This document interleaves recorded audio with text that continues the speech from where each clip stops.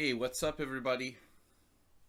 International Master Willam Paschall. We are just waiting to see if the stream starts properly. I thought I had a strange delay there when I started the stream, but I think it might be all right. I am still suffering from jet lag. I tried to deny it yesterday, but I have to admit it.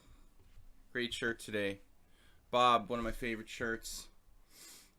Bob, good to see you. I didn't expect to see you on this stream. We don't expect to see our American, North American, and Western viewers in this stream, but it's good to see you, man. I am still royally messed up by the jet lag, but it's all right. I just woke up. We're good to go. Got the coffee going. I didn't get to sleep till really late last night. Just tried to sleep, couldn't. Maybe my simul results were so bad that no, I'm just kidding. So, alright, just bear with me, guys, as I wake up here. We're going to get started. That's the correspondence game. Fine, I'll just accept it. Let's go back and get that out of the way. Ananas, good to see you, man. Actually, Anna. Sexpert, Aldisto. So that's 2 out of 3 regulars, and Sexpert, who is a strong player, a new player we played the other day. Good to have these strong players. 3 masters are challenging me, basically. Ananas has been over 2200 here, too. Sexpert is here. Ananas, Aldisto.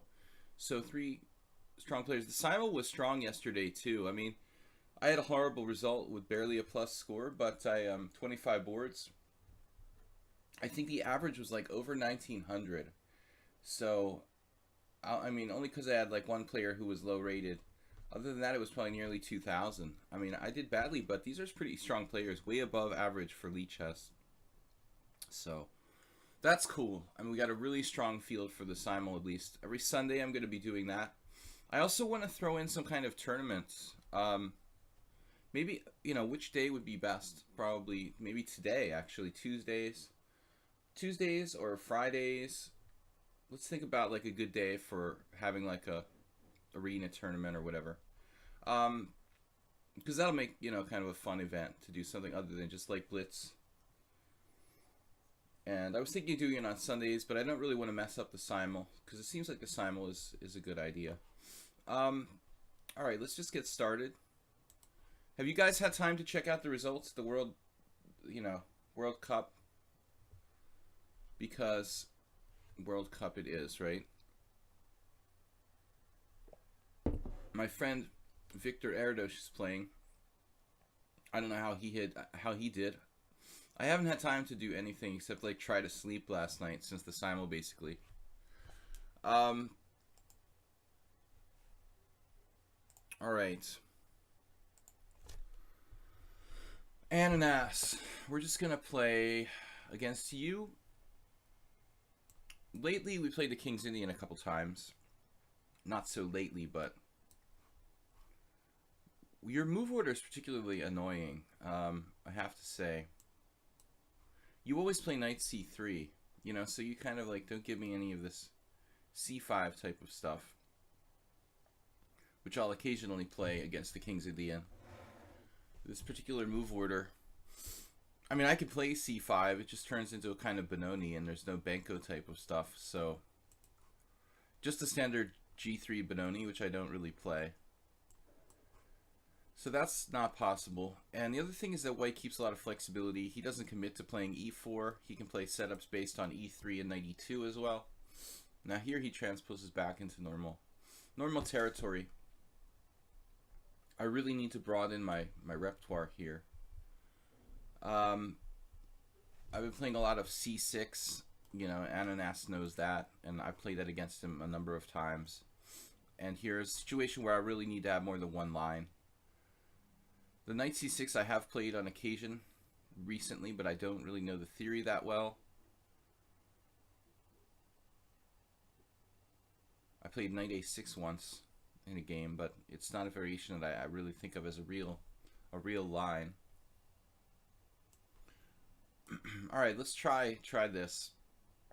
I think we had the last game with Ananas. Maybe not the last game, but one of our last games against Ananas was something with this knight c6 and maybe knight c6 and bishop f5. I don't remember. ICC expert. I've been half simul yesterday, watching especially the game with a guy called Yellow Dragon. Yeah, Yellow Dragon. As ugly as my opening was, I was okay until I allowed this one trick with c5. So I guess that's how the Sicilian, you know, these shaky lines that you play sometimes in the Sicilian are. If you make like one mistake, you lose. And that was the way my position was. Like, I was actually okay. If I had changed the order of moves, even with my king in the center and a worse pawn structure, if I had changed the order of moves, I would have been okay. But it's hard. That guy is like 2250 FIDE, and he plays really, really well. So actually, let's go down the main line here. I don't know the theory very well, but why shy away from learning? Yeah, so the game with Yellow Dragon, he played basically very well, but I still was okay. Yeah, it makes me want to play the Najdorf or something. I'm having a lot of trouble playing the classical Sicilian with black. It's just hard. I guess everything is hard in the Sicilian. The Najdorf is hard. The Dragon is hard. There is no easy solution. Maybe the easiest is to play like Sveshnikov or something. I mean, it's like more forcing. You get more space with e5. You're not suffering or getting checkmated all the time. Even that's not easy though. Queen d3. This is a pretty rare move.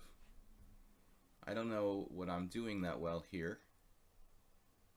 This is some kind of repertoire system, I guess. I'm not really familiar with the subtleties of Queen d3. Bob says, do you remember the style, strengths, and weaknesses of people you play often? Yeah, mostly. But, you know, it's like when you say often, okay? My friend who I learned chess with when I was a kid or teenager, I mean, we played like thousands of games. I think I understand the point of this move now. We played thousands of games, and when you play someone thousands of games, you know, that's when you really understand someone. But I'm going to have to play knight a7.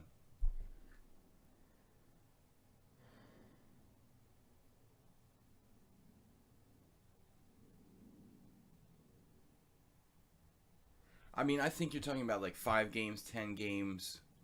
We can all like pretend that we understand the other player, but I mean, it's not enough information. I mean, people are difficult to predict, and to really know a player, I mean, you need to play like hundreds of games with them, not like 5 or 10 or 15 or 20. It's not enough. To really know them, you've got to have a lot more. Okay, now a4. This looks like a dubious line for me. I didn't know the theory after Queen d3, really. I think I saw it somewhere in a book once, but I haven't prepared to play this line in a tournament. It looks awkward for black at best. So, the last time I had a knight on a7 was against Rafael Latau in Venezuela in like 1999, and I don't want to have a knight on a7 anymore after that.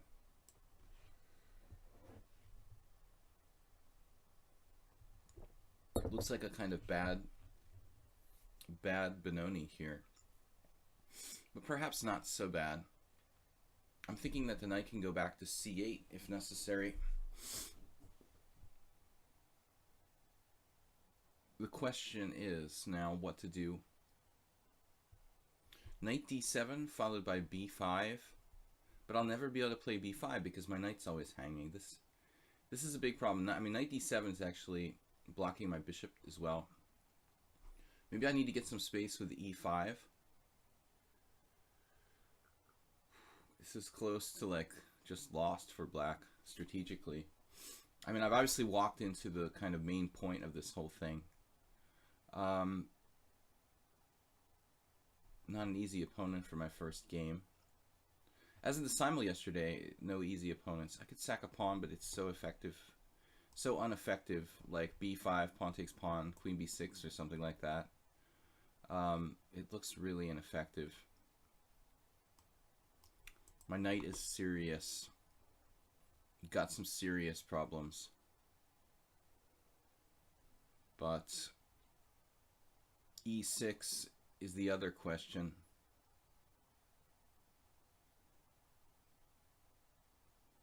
Maybe it's not so bad. Maybe I have to do e5. I mean, e5 or e6. This knight is just ill. I mean, I just have a bad King's Indian here, at best. Played a5 a little quickly. I don't know. I don't think that a5 is necessarily his best move.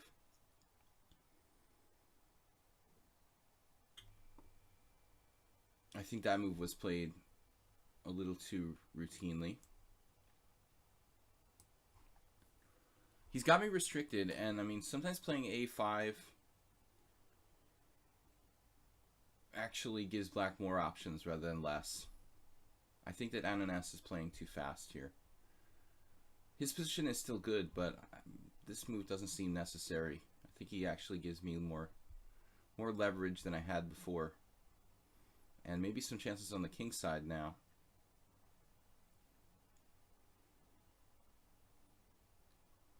But the time is just ridiculous.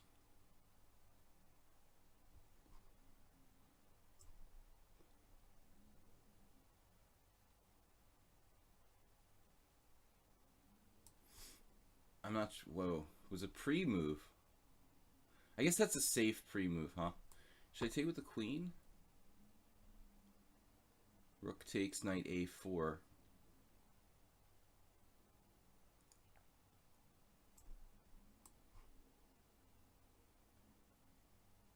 But Ananas is playing insanely fast. He must be playing only blitz or something because he's not used to this time control. I'm sure it's not a time control you play at home if you're not playing on my stream.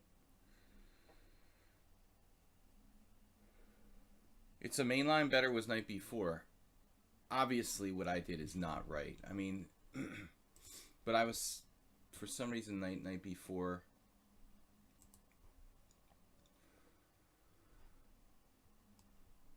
It feels weird. I mean, to play knight b4 and have my rook on b8. I'm going to have to play a5, knight back to a6, you know, but I guess it's not so bad. I have never played, you know, this line very much, so rook a3 here.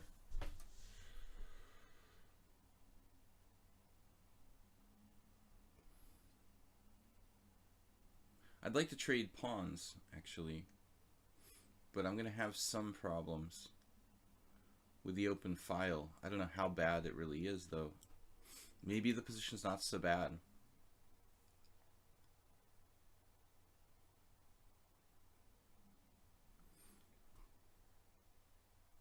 Now, obviously, I can play knight c8, but can I do better here with queen b8? Probably not. He just stands with open file. I think open position on my pieces are more cramped, a little better for white. I don't normally like to play on the queen side in the King's Indian. You know, this is not really what we want to do. Of course, on the other hand, I mean, this is the base of my pawn chain, and I can protect it really securely with like knight e8. So it does kind of look hard for white to make progress. Maybe the structure's so closed, it'll be hard for him to make progress. But I'm not happy with the way this opening went out. It's not good. Not good for black. Although after e5, I wasn't sure. I didn't like a5. Camel Culture, what's up, guys? Cyrix, Bob, thank you for subscribing. Those who subscribed. I don't know, I've got a problem with scrolling here. All right. Yes, rook a1. That is a natural move, of course. Now, what am I doing? Knight e8. I mean, that move's got to be good. I want to coordinate my pieces anyway. And f5, I mean, would be a nice idea, maybe, later on. White is awfully comfortable here. Um, he's got control of this open file. It seems more meaningful than me having the B file. Wait, the space on D5 is just fundamental. I mean, when you have more space on one side of the board, as he has here, you're going to command that side of the board. I mean, it seems like my point is that White's control of the queen side is more meaningful than, like, okay, I've got a strong point on E5. He just has a space advantage. I mean, it's just as simple as that. He has more space, so he stands better. But he may not have a way to break through, so, you know, F4 would be risky, and maybe I can just hold this kind of crappy position where I have no counterplay. In general, I don't like playing I don't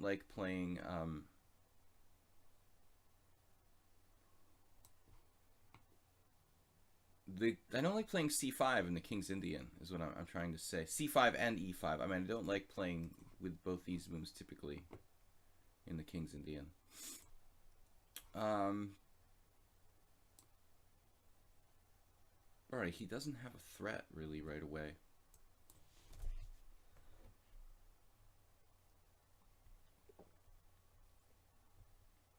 I can play for F5. But it's not a typical King's Indian. I mean, his King side is very safe. And I'm not sure I want to do this. I think I want to keep his pieces off of G5. But F5 could be very risky because of stuff like knight to H4. The rest of his pieces are active. I have no counterplay. I mean, C4 is hard to attack. And obviously he has to watch out for that, though. Maybe that was a good move, actually. If I played knight b6, he just plays queen b3, though. Guys, can you guys hear me okay? Yesterday there was some question about the volume. I'm going to be doing this alternating streams where we have morning and then evening. One day morning, the next day evening. And just so that, like, people from the Western Hemisphere can watch too. You know, last year I did, or earlier this year I was doing my streams always in the morning and just on Sundays in the evening, but it seems like it's cooler this way, that we can have a time that's accessible for both continents. Blue Crow, good to see you, man. How have you been?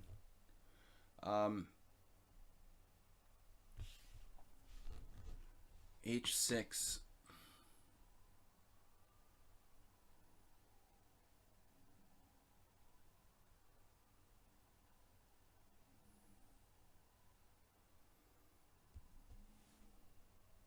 4 a.m. is fine for most people. Actually, I have very bad jet lag, so 4 a.m. would have been fine for me last night. I couldn't sleep. I tried to sleep at like 12. Couldn't sleep all night.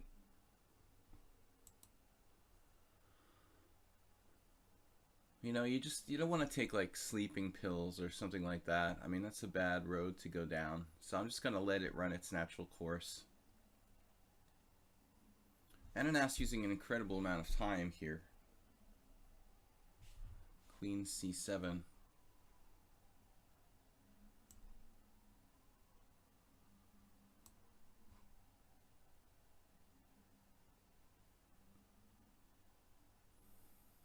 I've never enjoyed and had good results playing this kind of structure.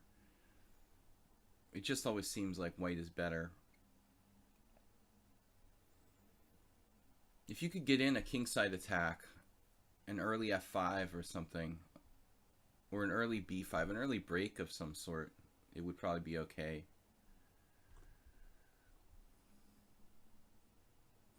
Now it seems like he's threatening knight b5.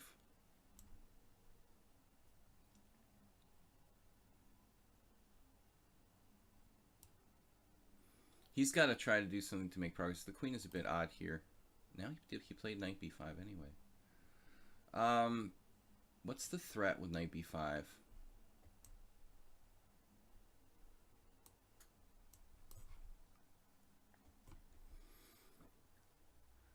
I just don't want to commit myself to an institution. Ooh, bishop a5. They're answering your question. Damn. Alright, this is not a joke.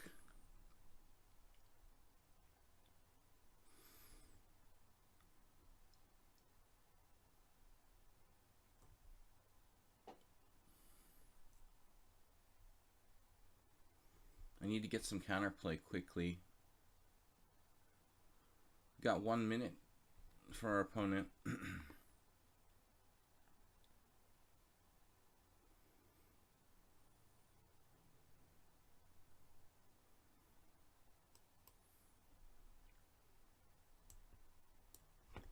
All right, man. Wow.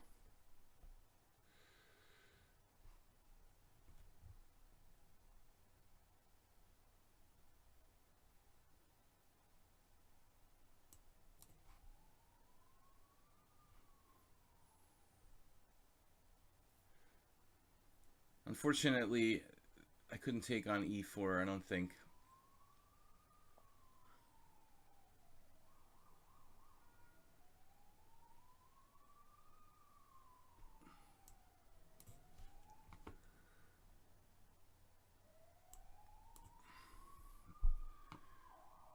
There's just constant ambulances in the city. It's extremely annoying. Is it that way in other European cities? I mean, is that normal? Because in the United States, it's not really the case. I lived in Boston for like 15 years. I never heard constant ambulances in the downtown area. All right, it looks like he's kind of losing some ground here.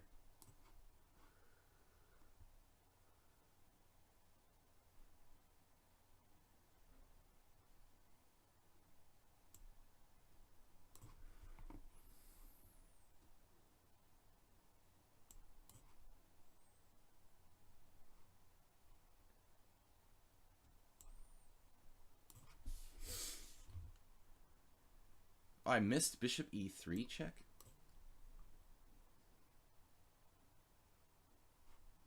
All right, I think that Ananas just kind of like, he didn't manage the time well, and he sort of started to go into a panic mode there. Once you get used to the time control, I think you'll do much better, but you had a clear massive advantage, as you probably know. Let's see whether I was like okay there. I mean, objectively, right out of the opening, I think it's like clearly worse for me. Let's see here. D5. Svidler actually played this position for black. I hate this position already. Alright, so it looks like rook b8 is just wrong here. That's the main point.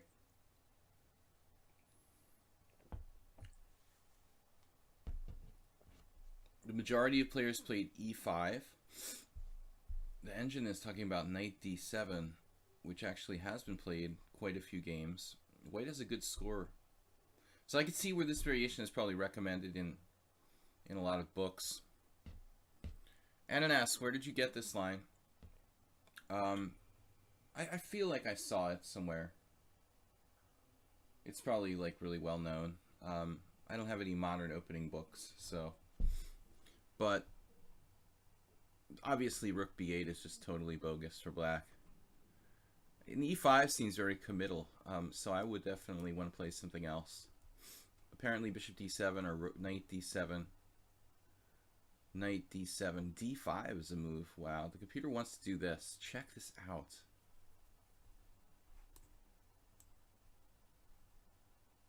Hasn't played in 8 games, but it hasn't scored very well. d5. This move. We'll look at that later. Knight d7. Okay. I feel like I've got really bad lag suddenly. 129. It's not too serious. Alright, Sexpert. We've just got a bunch of strong players. Right off the bat, 5+5. Anything between 5+3 and 8+3, guys, with a small increment is fine. We played Sexpert the other day in a rouser. My rouser, the black side of the classical Sicilian, I've been losing some games lately. The Avruk, okay. Yeah, I mean, it looks really solid for white. I totally screwed that up. Thank you for the game, Ananas. Alright, so let's see. Sexpert. I don't want to play e4 yet. I'm not awake yet. Let's play d4. Melatonin, I know. I just never really got into it. I've never tried the melatonin, but I should. You're right. Yeah, I'm in big trouble. Oh, Sexpert's playing the Budapest Gambit. I don't think you have a choice. I think you have to take it. And I was actually toying with the idea of playing the Budapest Gambit myself recently.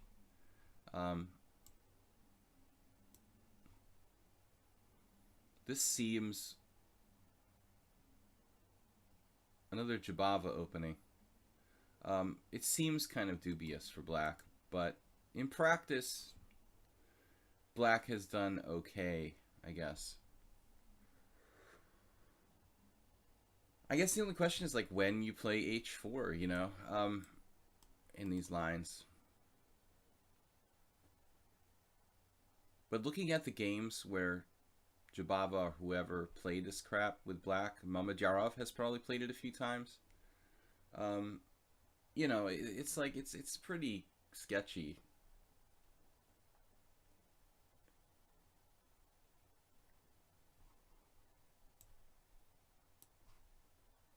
I don't think I've ever played. I might have only played a handful of blitz games in my life in this variation. It just looks bad for black to me. But on the other hand, it's not so easy. It could turn into a King's Indian type of position where g5 almost makes sense.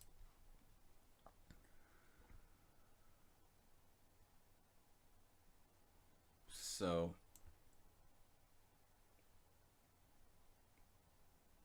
I'm even thinking about crazy things here. All right. I wanted to play for h4, but I just don't think there's time anymore.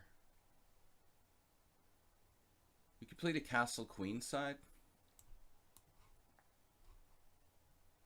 The d file is obviously relevant. Okay, well, Sexpert is playing quickly. Now the thing is, do we play e4 or e3 here?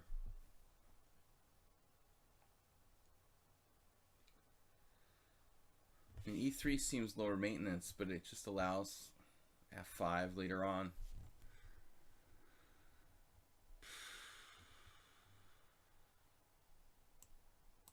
More typical like Budapest.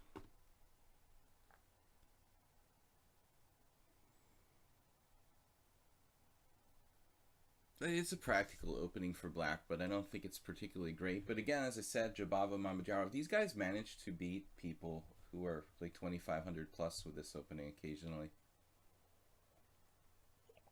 I think the key is just to survive the opening and then outplay the people. Jeroen, welcome. Our moderator, our old moderator and new moderator.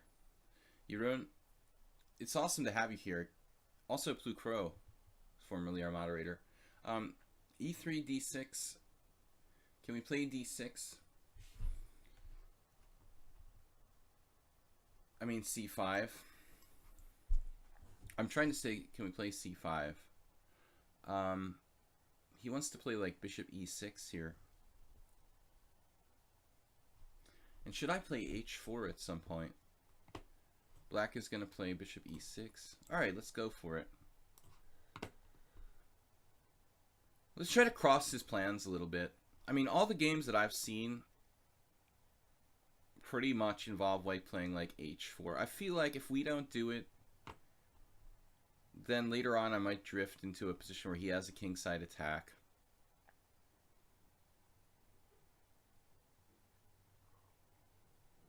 So we'll just play without traditional kind of like castling. We can still castle queenside, or maybe even castle kingside, but it seems like the most dynamic option to kind of upset the balance a little bit, not let black settle in.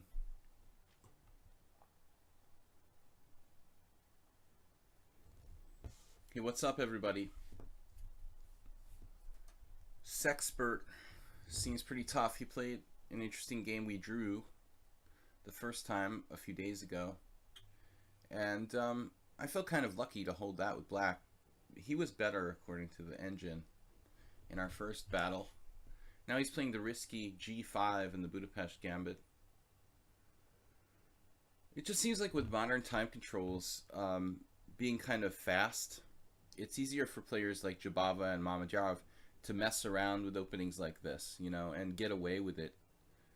Richie Rapport playing a lot of weird stuff. But I mean, if we were going back to the 80s, where every game was like 40-2, 20-1, sudden death, and you know, if there were like 8-hour time controls, people wouldn't be able to play this kind of opening as much. But because the modern time controls are so fast, like 40-90 and like sudden death 30 or sudden death 15 now, I've seen some games. It seems to me like these openings gain in playability. You got to admit that Bishop G4 is kind of a weird move.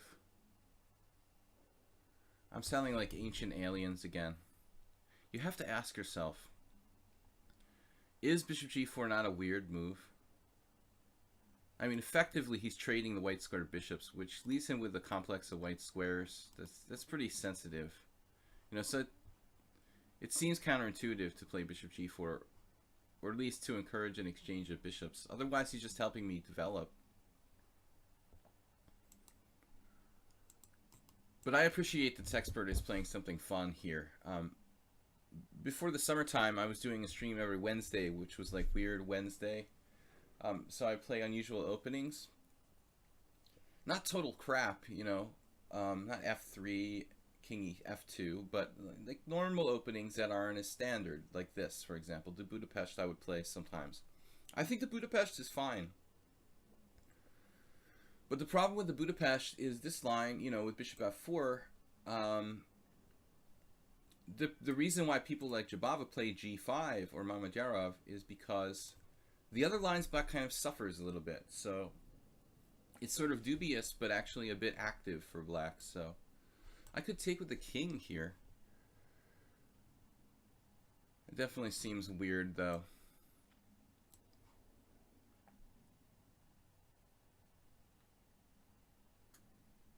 Structurally, black is in strange shape, but he might be able to do a bishop takes c3 type of thing. I don't know if that's his intention.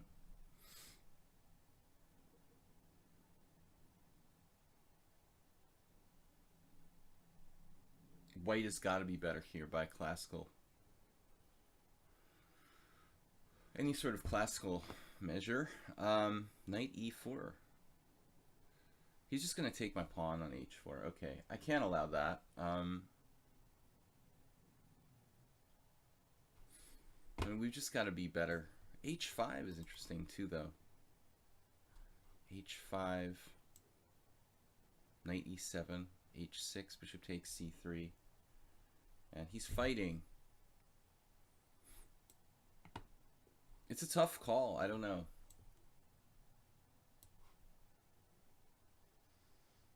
We could both have broken pawn structures if he goes for some bishop takes c3 thing. Yeah, he did. I mean, I'm not surprised by that. Here there's... yeah.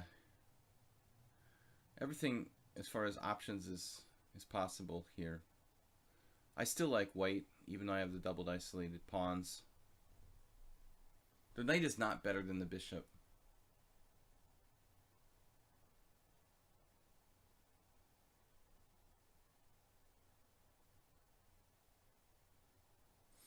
Just kind of a question of what's the best way to continue here.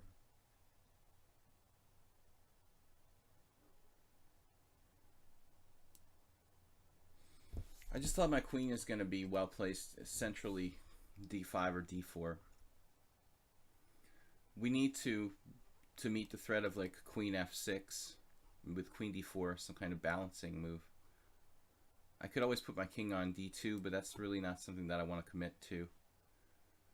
Again, I can castle kingside, maybe play king f1. Castling queenside looks a little bit weird now. White's still better in my opinion. Yeah. Unfortunately, I gave up my right to play rook h5, which... Jesus Christ. I didn't even click on my king. I mean... I did not click on the king. I swear to you. That is not possible. I clicked the C1 square. I did not touch my king. There's no way. This has to be addressed. The lichess clicking move. I mean, I know that I can change the options and stuff, but I really shouldn't have to. It just needs, like, the whole system needs to be changed, basically. That's what needs to happen here. The entire system needs to be overhauled.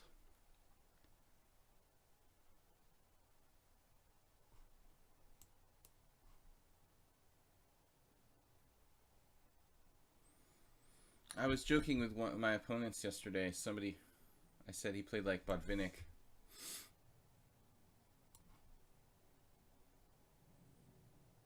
This is a kind of another Botvinnik type of structure that he loved, the isolated c-pawns. Obviously, I didn't intend to castle queenside. I mean, most of you realize that.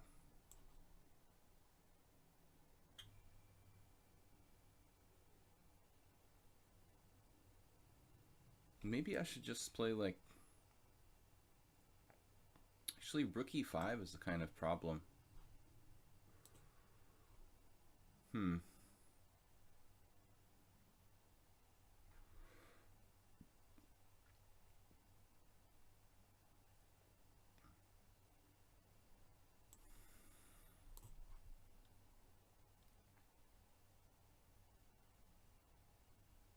I don't know what the best move is. It's starting to become kind of a matter of calculation. And I don't have too much time.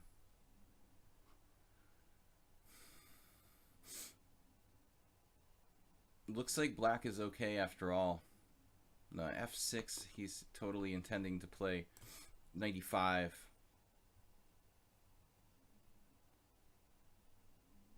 I don't think that was necessarily his best.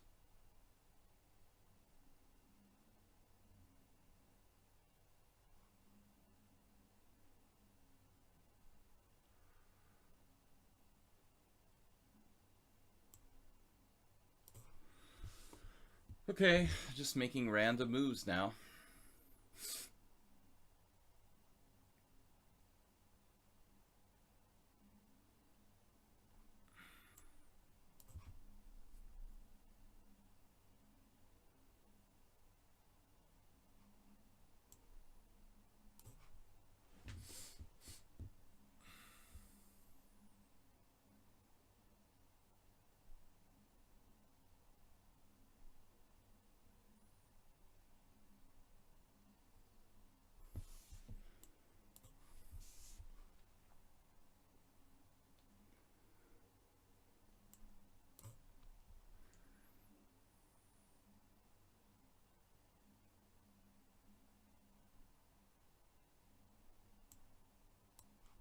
I'm getting outplayed.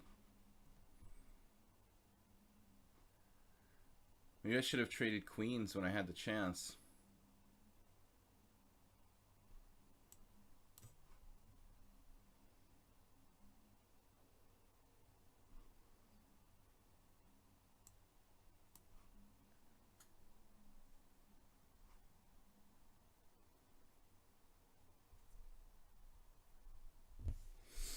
Mate in one, good.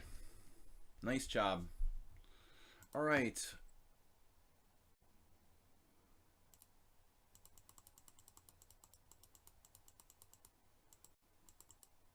Yeah, that's basically how you lose in this line, but I mean, okay. I don't really care because I didn't castle queenside. I mean, I would never make that move in a real game, so it's basically a mouse slip. I think I was just better here. I mean, but it's not so simple. I mean, this move is absurd. I would never play this move in 100 years. All right, sorry about that. So Aldisto is up next, 22-24. I tried to play with queenside castling, but I mean, I ended up getting mated. I didn't see the mate in one. It's pretty ugly. But whatever. All right. Well, it's not about the blunder. I mean, I just didn't want to castle queenside. I didn't even click on my king. So how can I castle queenside? Can somebody explain that? How it's possible? Because I literally clicked on the c1 square, and I did not click on my king. How can I castle queenside if I don't click on my king? I'm not really understanding how that works. Not even like previously did I click on my king. I mean, I must have, but it doesn't seem like it. Maybe 5 minutes earlier I clicked on my king or something.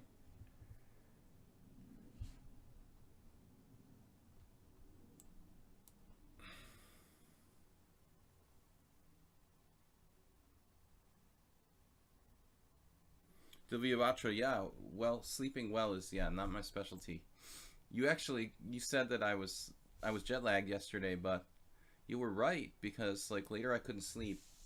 The last couple of nights I had slept well because I was so tired, but I guess last night I just wasn't as tired. When I tried to sleep, I couldn't sleep. But this game was interesting, but I would have preferred to have played it without the queenside castles. It's a move I would never play. Alright, knight f6. I mean, I have to say, like, I never really got completely used to playing with the lichess interface yet. You know, I still feel strange about playing on the browser a little bit. I don't like the move input that much. After years of playing on ICC and this dedicated interface, it's a little different the way you click the moves and slide the pieces. And I still make some mouse slips here on lichess pretty often, but this kind of mouse slip where, I mean, that's not necessary. They could change that. I mean, I don't want to move castles queenside because I clicked the king like 5 minutes ago. What you did like 5 minutes ago while you were thinking about your move for 5 minutes somehow shouldn't be reflected. Knight f6. Yeah, I'll just following trends here. I played this opening with white, with colors reversed, 30 years ago, before anybody knew that it was a good idea to play f4. I was playing that myself. Here, I don't really know. I guess we just play a developing move. I just spent a minute on this move. You can turn off click moves. I mean, if you turn off click moves, how are we moving? I mean, I don't want to turn off click moves, though. There's got to be a better solution to, like, the way it's designed. You know what I mean? It seems like there should be, I don't know, some kind of time delay or something. If you don't click it for 5 seconds, like, the click should just be relevant for, like, 5 seconds. If you click a piece, like, after 5 seconds, it no longer counts as clicking it, you know? As far as I'm concerned, that's the way to, like, fix the situation. Like, you click a piece and you think for a minute, then you click another piece and it's still remembering that you clicked that piece like a minute ago. That's ridiculous, you know? I mean, that could be just changed. Yeah, I know I can turn off the clicking, but I mean, I'm just saying, like, the whole thing needs to be, like, better thought out, because it's just a sort of silly situation that could be remedied. So, like, a 5-second delay, I mean, if nothing happens for 5 seconds, then that click doesn't count anymore. It's very easy to change. That's the way it should be. This is a great setup for black. It's one of the most unfair openings I think I've ever seen.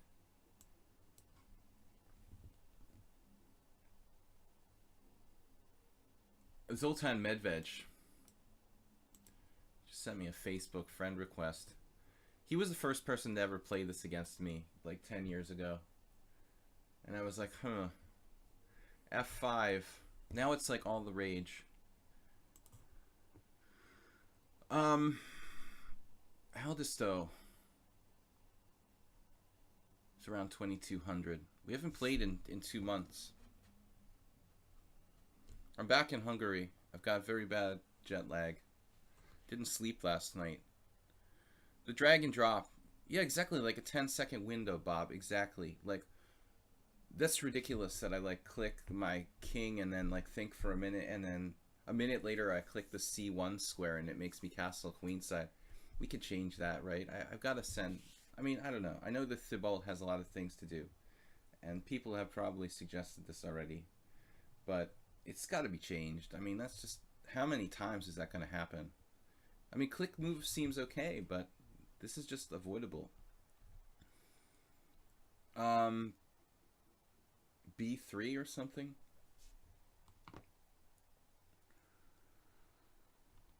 Can't really keep the tension very conveniently here, and I don't really want to play F4. I guess eventually we can just take on C6, huh? This sort of helps him in a way. Yeah, I mean, it's a concession for me.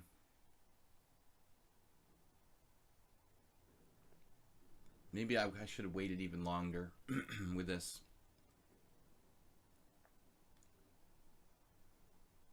Just that the time control is kind of fast.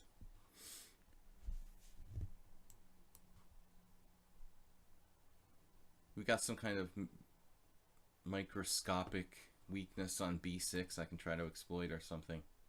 I guess there are other ways to play the position, but I think the black has the initiative on the king side here. He's going to have threats against H2.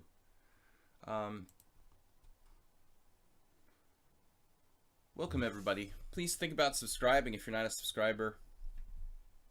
PLO for Dummies, I am. Have you been here before, PLO for Dummies? I forgot about you. I didn't remember your name. Maybe you had a different name before? I don't remember saying that, PLO for Dummies. Alright. But, yes, we're back in Hungary. I went to play poker the other night at a legal poker club, and the police came and like raided the place for the tax office or something.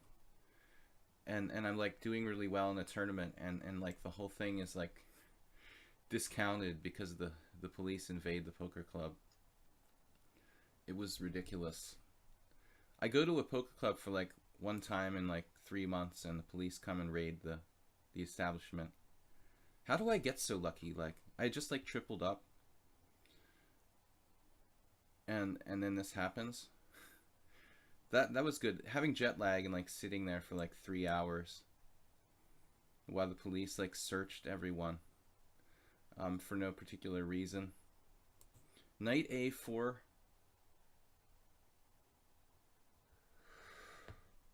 I just thought of poker because PLO for Dummies is a poker reference.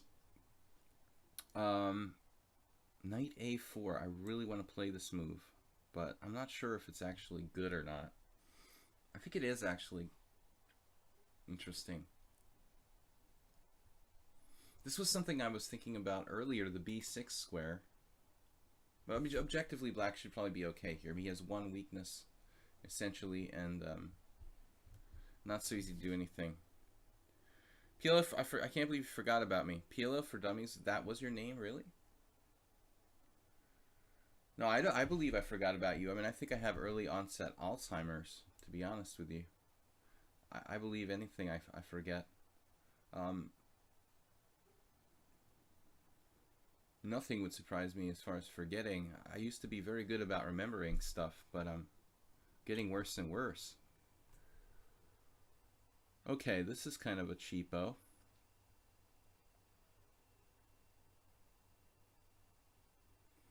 Well, PLO for Dummies, we have a lot of regulars who are here like almost every single day. But I didn't remember your screen name. But that doesn't mean that it's not true. Oh man, what am I doing? I have no advantage again. Maybe C5, but it's... Rook takes D6. Is this even a good move?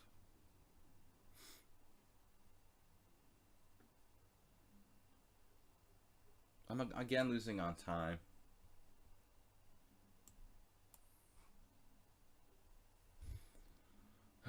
don't seem to have any advantage. Maybe I'm worse with less space here now. This is meaningless. But honestly, this variation is just a good one for black.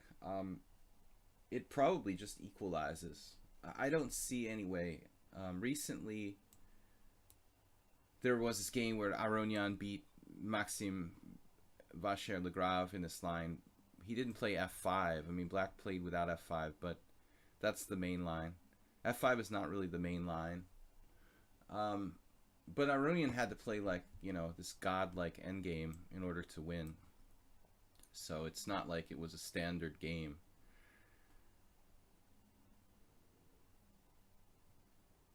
I'm not sure. This is kind of risky for me. To play c5 is pretty risky, but probably not that bad.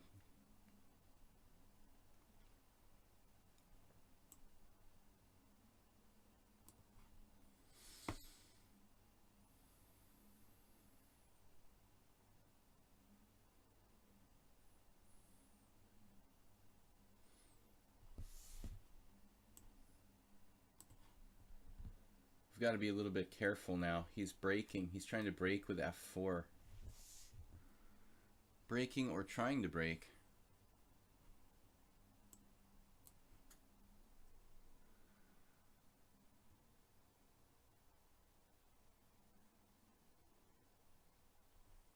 I'm very relieved he did that exchange because I think f3 could have been a problem.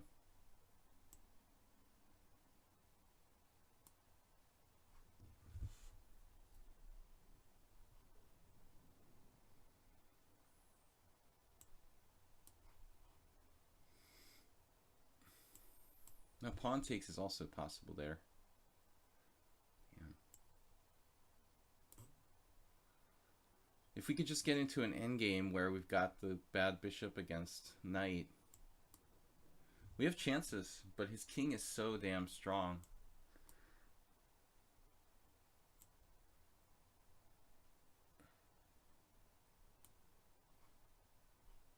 He's so fast.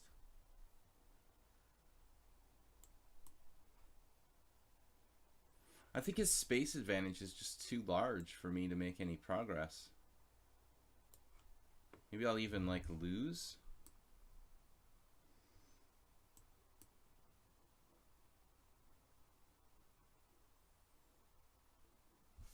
I think maybe Augusto got stronger since I was here last.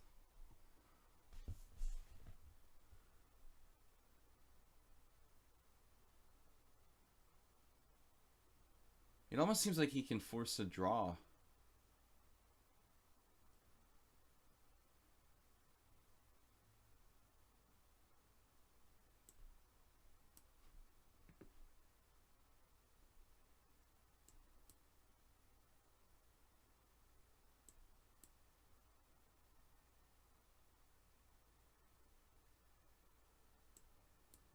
Impressive. Impressive how quickly he played this, you know, with an easy draw here. I don't know if I had any advantage earlier. I was probably worse at some point. I'm getting really strong players in my simul yesterday, and my first 3 challenges here, all like master strength. I guess I was getting. I mean, his king is just too good, despite the bad bishop. I mean, that just discounts that. All right, Bob is up next. I should be taking subscribers first, but I got kind of like sleep deprived, so I think I forgot to play the subscribers first. Bob aborted the game. I don't know why. All right, so subscribers first. Dilyavatra would be next. Sorry, subscribers, but I'm sleep deprived, and I started thinking I'm just going to play whoever. Like my old days. We've got enough time, though. Finally good streaming again. Broke like the game. I believe anything I forget. I think that's what I said. My mom is starting to forget stuff, and she's like 85.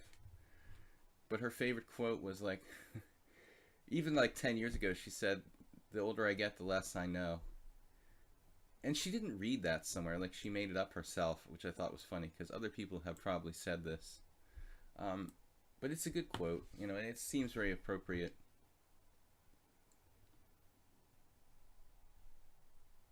Well, yeah, that's actually a good move. A3. We just don't really have any choices.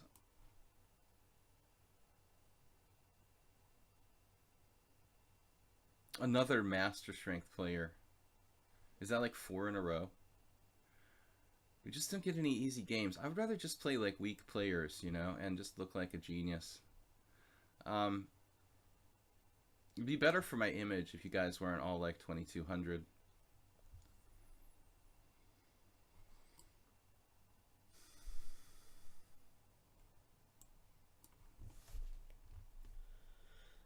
Okay, I wondered what happened, Bob.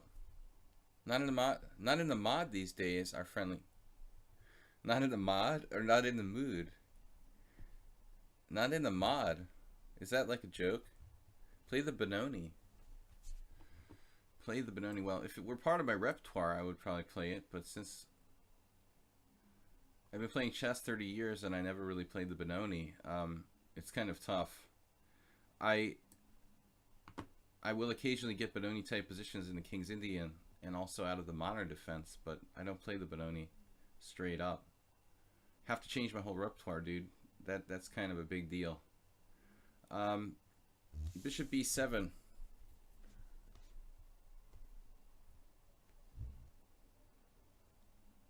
Hi, Hyan.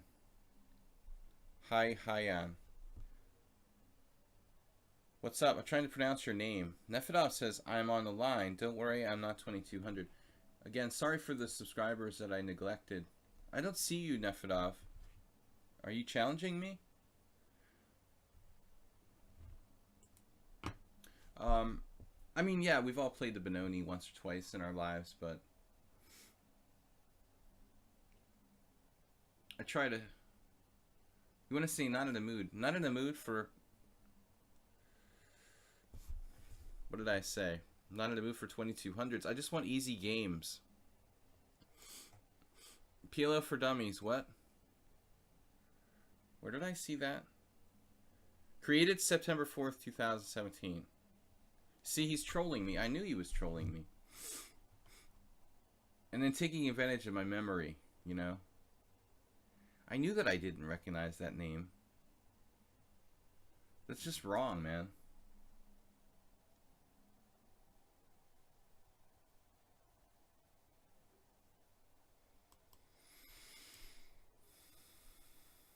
This G3 move's interesting. If I play C5, I guess he'll take it on C5 and then play from there.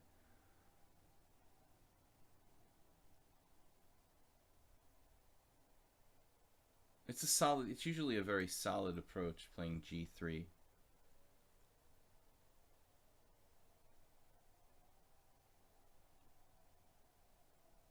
I'm in Budapest, Hungary, and I just moved back on about a week ago. Getting used to the noises in the city again. Weird weather here. It was like really hot. Now it's like cold. G3. Jeez. That's a pretty solid move, man. Kind of takes the sting out of stuff with F5 because he'll have that bishop stopping F4. When you think about playing Dutch style, but I think I'm going to go as solid as I can here.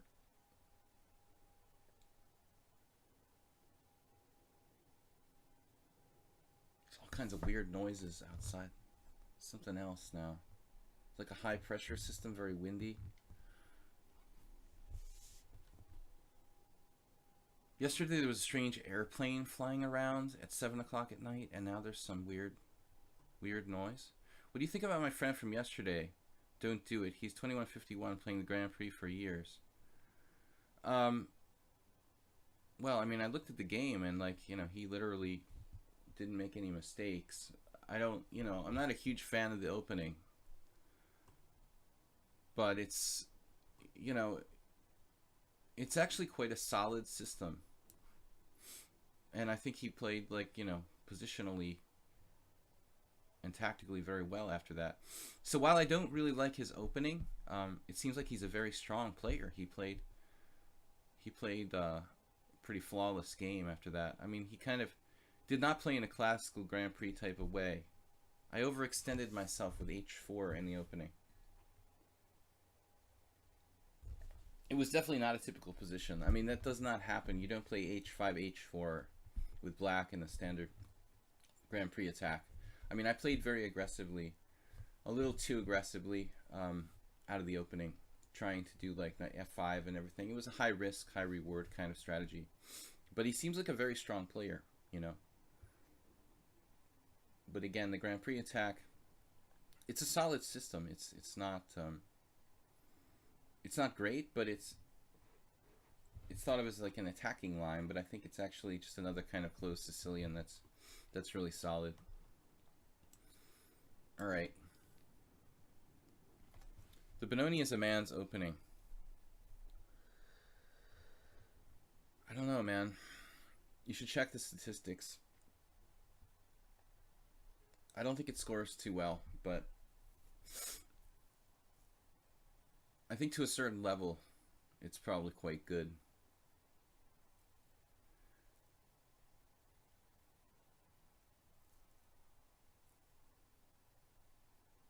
I doubt it has a very good score statistically at Grandmaster level. There's a few people who dare to do that. You know, Gashimov, obviously. But it requires massive preparation. Gashimov played like 6 different lines of the Benoni. In every position, he knew everything.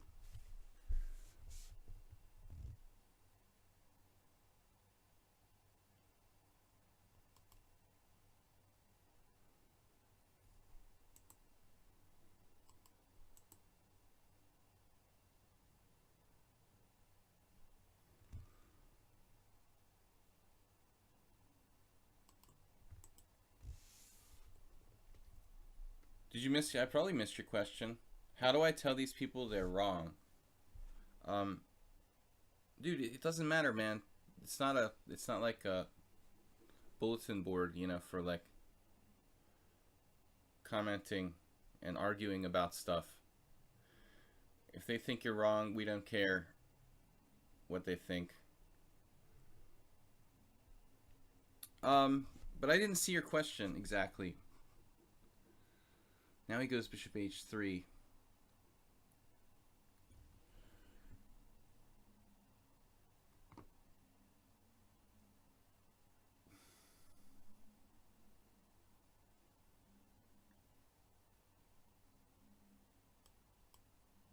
I don't know, man, what I'm doing here. This is just getting really weird. Now I'm going to move my bishop again.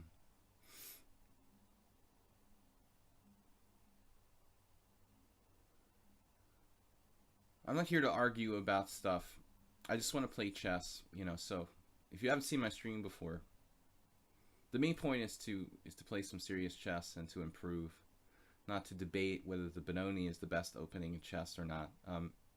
I really will just tell you what I think, and if you don't agree with me, that's fine. Bishop b7. We're kind of seeing a typical thing here. Bishop h3, bishop f1. These are usually ways to get out of this tension, you know, and avoid exchange of pieces. This is not really a typical,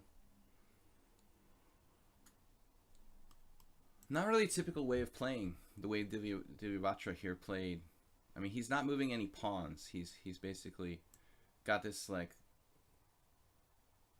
systematic way of playing where he's not making any pawn moves at all. Doesn't want to create any weaknesses. But most people tend to make some pawn moves, loosen some squares at some point. Now, maybe I'm getting in trouble here. If I play c5, I don't think so. This has got to be a natural break. The long diagonal could actually work out for me.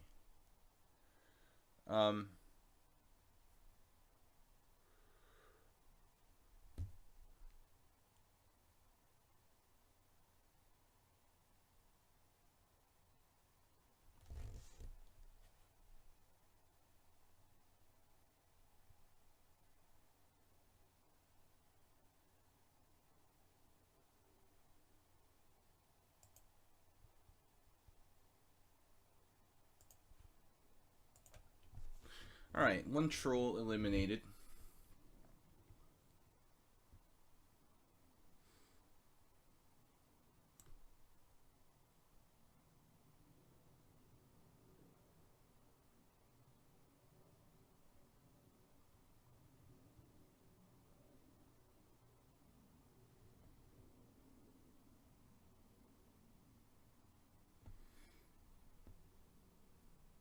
I think we're going to need another moderator to kind of pay attention when I'm not able to do so. It took me a while to figure out if that guy was like just a troll or he was being, you know, sincere. It sort of takes away from my ability to concentrate. Knight f3, queen c6, bishop g2 again. We're just like going in circles here. If I take on d4,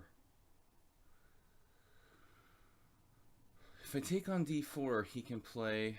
All right. This is just feeling very materialistic to take that pawn. We'll play a hedgehog type of thing here. Grabbing this pawn actually looks dangerous.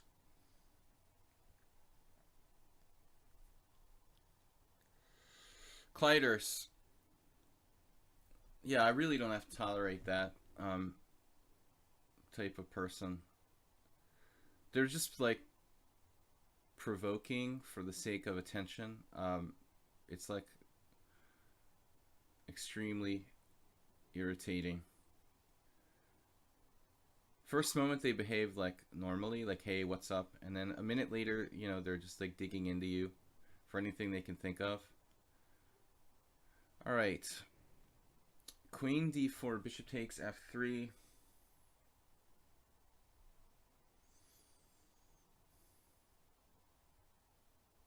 Vatra, you don't like moving pawns too much, do you? Refusing to create weaknesses in your position. Knight e4. Man, this is tough.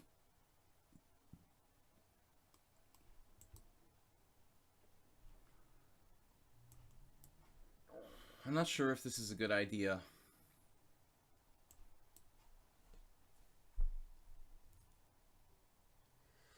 Yeah, they're the people who like spend their lives trolling other people on bulletin boards. It's like, what self-respecting chess players would sit around discussing whether or not, like, you know, how good I play against 2200s on lichess? What kind of discussion board would that be? I think there would be more important things in life to talk about than that. This person actually said this before. I swear I've seen this person before. They said the exact same thing last time, like 3 months ago. It's like, what planet are you from? Cave Dweller is right.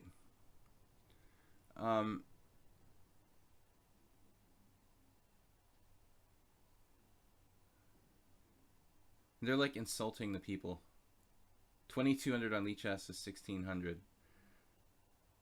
So what chess site do you play on? Would be my question. Like, white is still better here.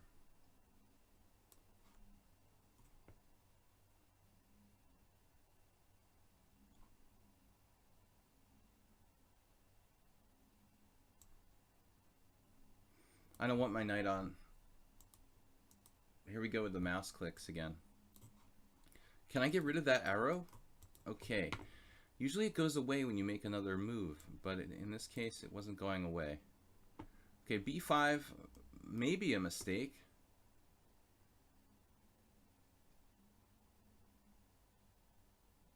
Damn, dude. These 2200s are pretty freaking strong. Like, Vatra was asking about his friend yesterday who played like a 10 cent a pawn loss No mistakes, no inaccuracies, or like one inaccuracy or something. Is that, am I getting criticized for losing to that guy or what? Like,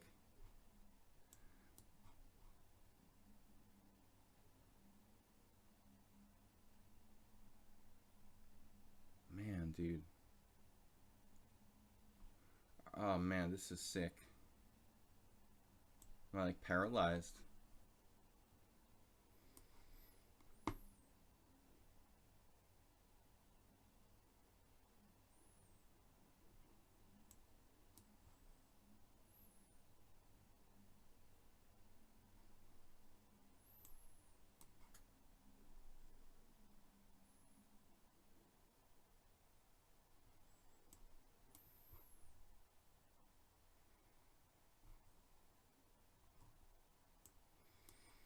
These weak lichess 2200s. They play like 1600s. What a dildo. Unbelievable.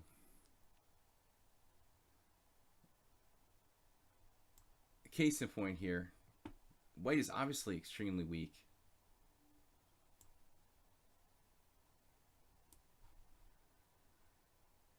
Just kidding. This is a guy who likes his two bishops, huh?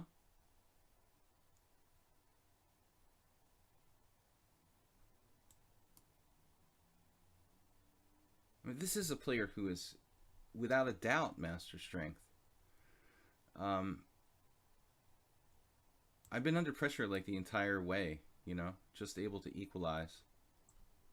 I mean, I've been like 2470 FIDE at my maximum. He's like not even agreeing to a draw. Okay, what's this about?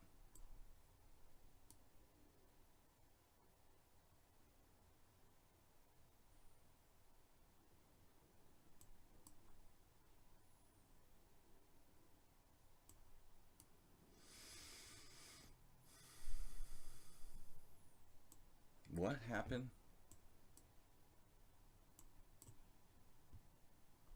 Okay, I guess we're just gonna go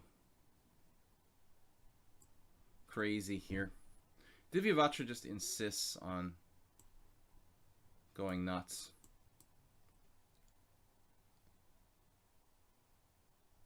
Just amazing play.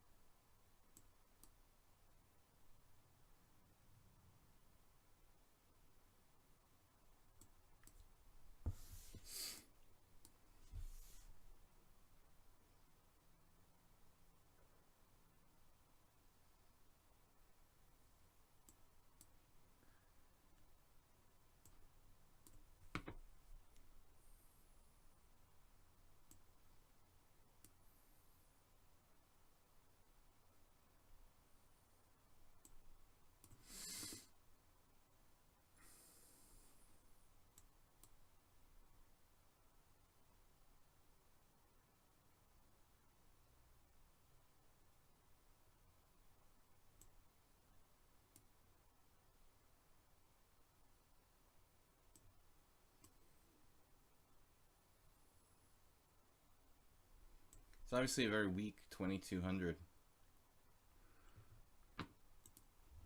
I mean, I might have been better at some point, but I don't think I was ever winning. He was playing for a win at the end. I mean, just curiosity, let me see the evaluation here. This has actually been played in a handful of games, but I mean, this is not a very common line. I thought white played extremely well. This is a bit weird, queen e3.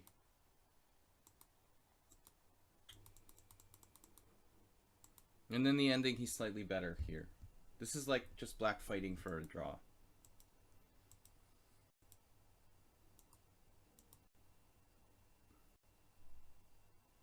This is an extremely unpleasant position for black.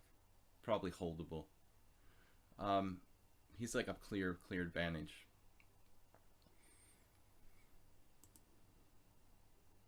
Okay, Ayasta Ananas already challenged me. Krasovsky I played yesterday. He played a perfect game. Nefedov is a subscriber.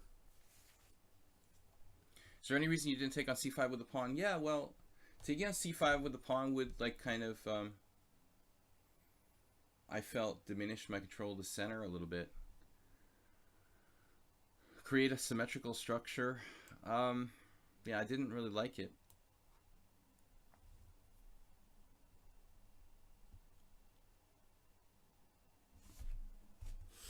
What's that? Hey, I'm the other guy streaming chess. How long are you going to be streaming for? There's probably a lot of guys streaming chess, man.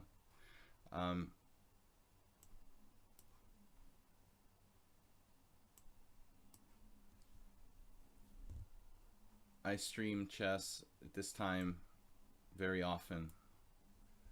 I'm streaming till 12:30 today. But that shouldn't affect you. You just go ahead and do your thing, man. It's not a competition. D5. The last 6 games were draw. I don't know, man. You seem like a very strong player.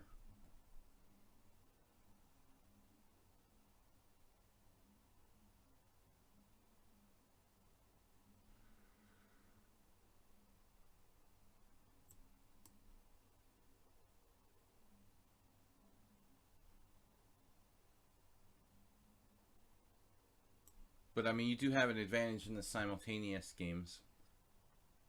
I think if we were playing longer games, it would be different. A lot of people that are quite, quite strong at blitz chess. You know, you could be at 2200 at blitz chess, but have a 2400 blitz rating. That's why FIDE has more than one time control now. But maybe you're actually stronger than you think in blitz. I don't know. When I play people on lichess, they usually blunder every second move. Well, I mean, that's the case for people under 2000 or so. Do you ever take requests for openings such as the Benoni? What is this with the Benoni today? Well,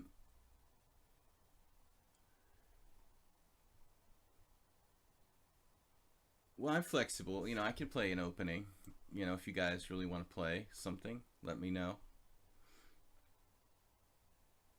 Definitely.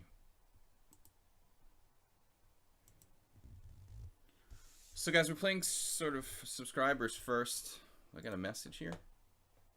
Oh, this guy. Wonderful. All right.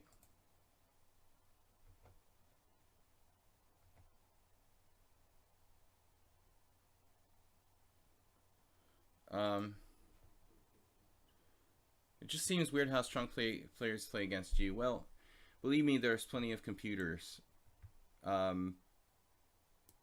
But today I don't think that's the case.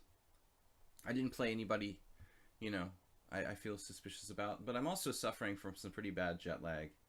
So I'm not in good condition. I slept like 2 hours last night. Please don't, hold me responsible for my results at the current time. So, sleeping 2 hours, it had a little bit of an effect on me. My simul yesterday wasn't the best either. But, people are kind of remorseless. I'm supposed to be like, strong at every moment.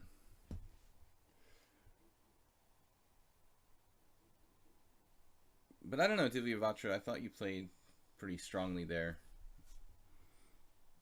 You should have agreed to a draw, though, toward the end when you were slightly worse. You were, like, recklessly playing for a win. I mean, I actually was better. If I was in better shape, I might have been able to, like, win a pawn there at the end and do something, but I'm pretty tired. But I think at some point you should have, accepted that the position was no longer better for you. Earlier, you were better. It's still not easy to win, though, in that structure with the 2 bishops.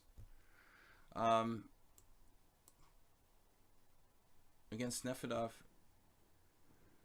Well, there were a couple games yesterday in the simul that I was...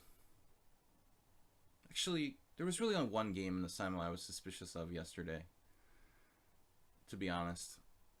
You always get suspicious when you lose, like when the opponent plays perfectly. But I mean, I never judge people by one game. I try not to do that, you know. I mean, if they're 1100 and they beat me like a master, okay, that's suspicious. But I mean, if somebody's 1900 or higher and they play one perfect game, I'm not gonna like report them to the lichess mods because I think they're a computer. They would need to do that on a regular basis over several games for me to think like, oh well, you know, these people are playing too good. So if like, you know, a new player comes along and plays a perfect game against me, yeah, it's suspicious, but it's possible, you know. But if they don't make mistakes over a period of 3 or 4 or 5 games, yeah, then they're probably getting help somehow, but whatever. What username makes you suspicious? I don't really want to say at this time. One of the games from yesterday, but I don't want to name any names while the investigation is still in process, still in progress.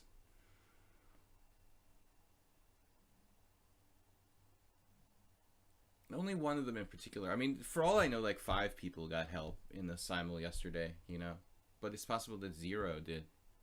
I had a really bad day yesterday, but there was one game that bothered me like a little bit more than the others. I think that some people also use the opening book. This is something that kind of goes under the radar. A lot of people talk about, oh, well, you know, he used a computer. What goes under the radar is that people are using, like, you know, the free opening book to, like, play their opening moves a lot. And it's sort of harder to prove that people are doing that, but I think it's very prevalent. You know, you just open a second board or whatever and run the opening explorer, and maybe on another site, like other sites have access to the same opening explorer like lichess, so you know, you can go to 365 chess or wherever and be a member and fire up the opening book and just like transfer the moves to lichess. So they don't necessarily play like a computer, but they can play the opening perfectly. That's another possibility. Yeah, the guy who was kind of being a troll earlier obviously doesn't know me, because he was saying like something about I play the opening really. I'm like a specialist in the openings or something.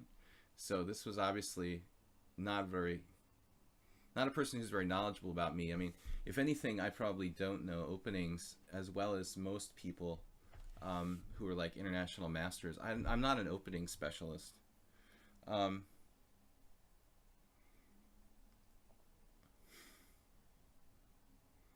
No, I'm not saying who I thought it was. But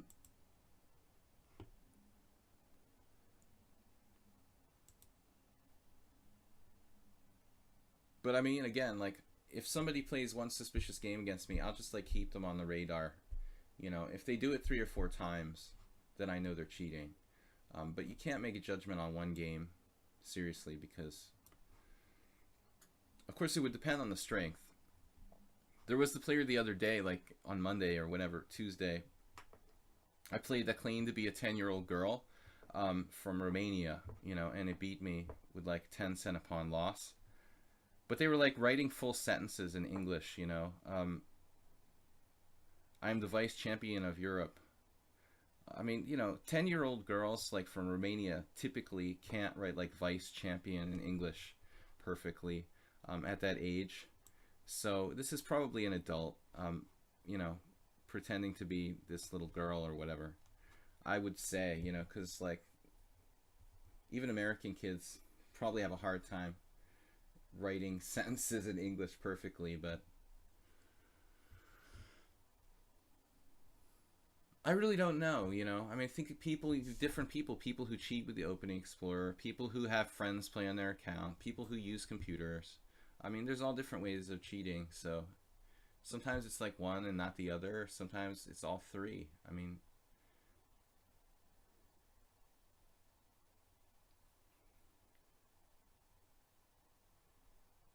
you guys forgive me in advance if my results are not great today, but I am running on really little sleep.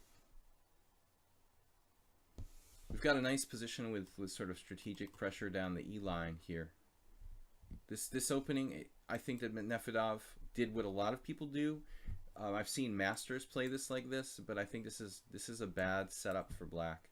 There's not really a lot he can do. Like once he plays this d6 and I play d5, strategically black has problems. You're gonna have to get in e6 very early somehow. Otherwise, you're just backwards along the e file. So this is typical.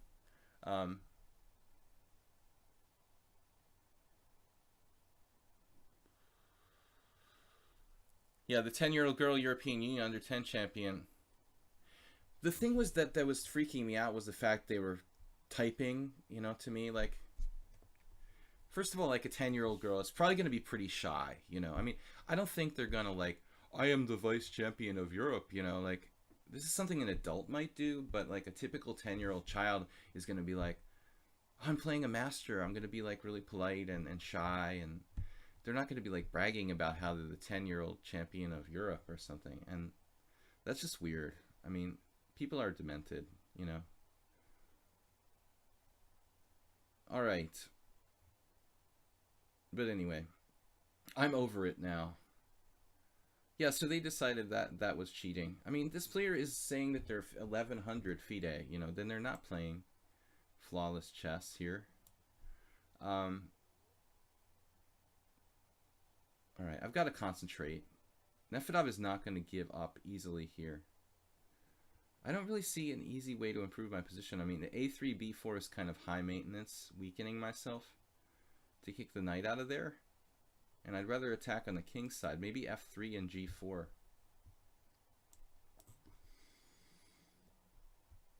I play the accelerated dragon a lot myself, and I've certainly played structures like this. But it looks like this could be a problem. We've got to attack on the king's side.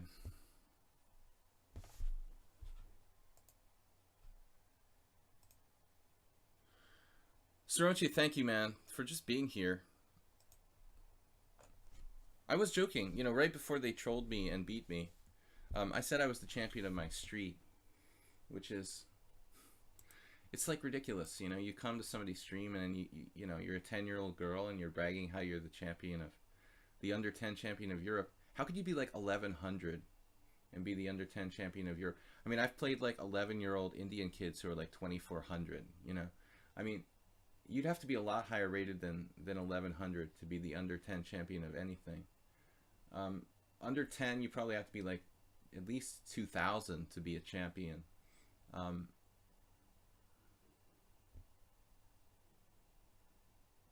But I mean, only an adult would say something dumb like that, you know.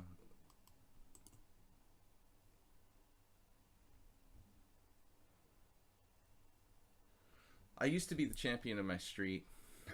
I'm still the champion of my street. The other international master on my street moved away. His girlfriend kicked him out. But I can't stand people who are like immodest, you know. Even masters shouldn't be like bragging about how good they are, but I hate that when people like put in their profile, like, I'm a champion of this. I mean, it's one thing if it's like your coaching profile or something, and like, you know, people want to know how good you are, what you've achieved, but like in your general profile or whatever, have like, I was champion of this, I was champion of that, I was this, that, you know. It's like, dude, it's so arrogant, you know. Just get over yourself. Alright, I guess we're gonna go with g4. I can't stand people who like self-promote, you know. I mean, just incessantly. Sometimes you have to, but no, I'm not gonna mention names, but there are certain famous chess players who are more known for this than others.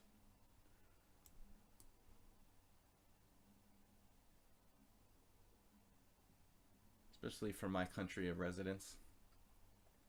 King g2, and it's just an unpleasant position for black. I mean, that's the kind of nature of the situation. He's still hanging on, but it's just very difficult. Alright, so subscribers first. We've got Blue Crow challenging me, and I think Chess Armageddon, I don't think it's a subscriber. Let me know, though, if I'm wrong, guys, because sometimes people subscribed and I didn't realize. So, Then I'll play the rest of the viewers. Best player on my side of the chess table.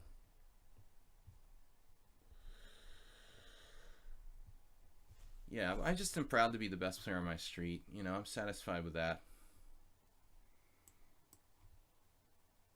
But 10-year-old children, you know, they don't brag to adults. They're usually kind of shy. G6.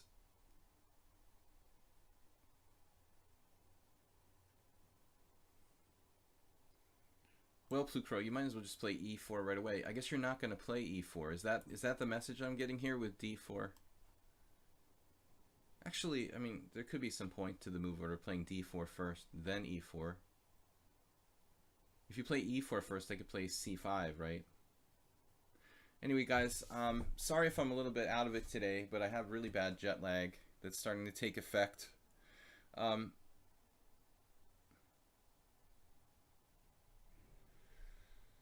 Is it immodest to call yourself a FIDE title chess player? No, I don't think it's immodest to call yourself something, but like to fill out like an entire profile to say like I'm an international master, I'm a candidate master, whatever. That's fine, but you know, there's people who like fill out their whatever chess.com, ICC, lichess profile with like I am this the state champion for, you know, under 8 and I don't know this and that and the other thing, and it's like what, you know, like what are your hobbies? You know, do you have a life outside of chess? I mean, I think that everybody has some kind of, you know, reason to say be proud of something, like I'm a candidate master, I'm an international master, whatever. But this just constantly listing like all of your achievements on your profile is like, it's a kind of personality disorder or something. That's what I'm talking about. Like, I think it's achievement to be like a candidate master, and that's something to be proud of, but not to get carried away. Like, I can't stand it when people just constantly list their achievements like it's their CV or something. Bishop E2. I mean, are you really going to do like H4, H5 to me here?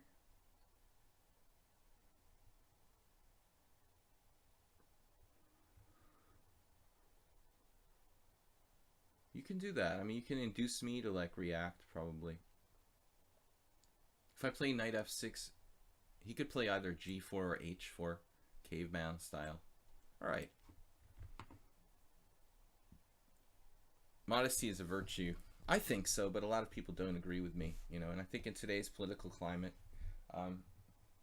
you know, it's not it's not just me that is wondering about this.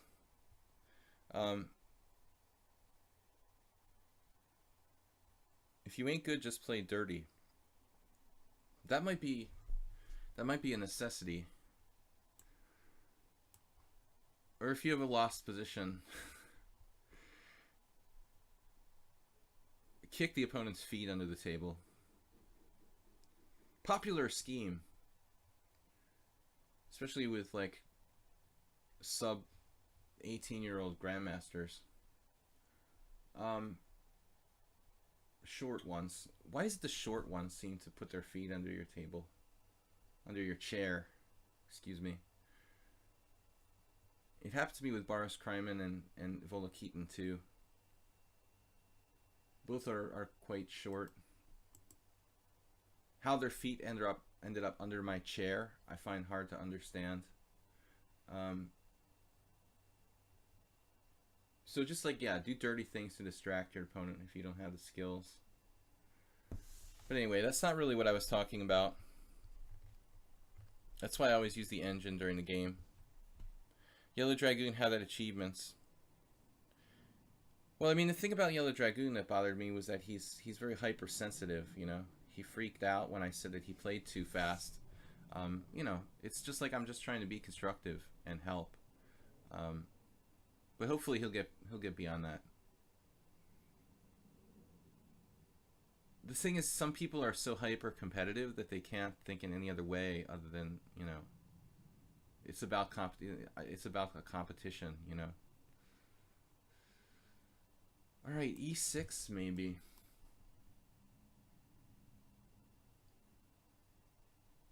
Yeah, I like Yellow Dragoon, but he's very sensitive. I mean, it takes a lot of self-confidence in most cases to be good at something, unless you're like Anand, where you're so good that you don't even have to be like self-confident because you just, you know, it's like falling out of bed. You don't need the self-confidence. It's just automatic. So people need to be a little bit, I think, you know, it's natural to be a little bit arrogant. You like need to be arrogant. You need to believe in yourself to some degree. But I really don't like when chess players are extremely immodest.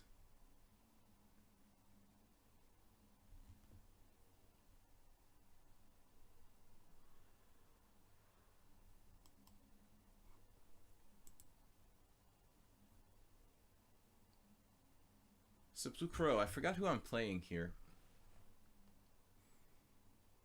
I don't really think this is like a typical Blue Crow game. I haven't played Blue Crow that much lately though, since I was in the US.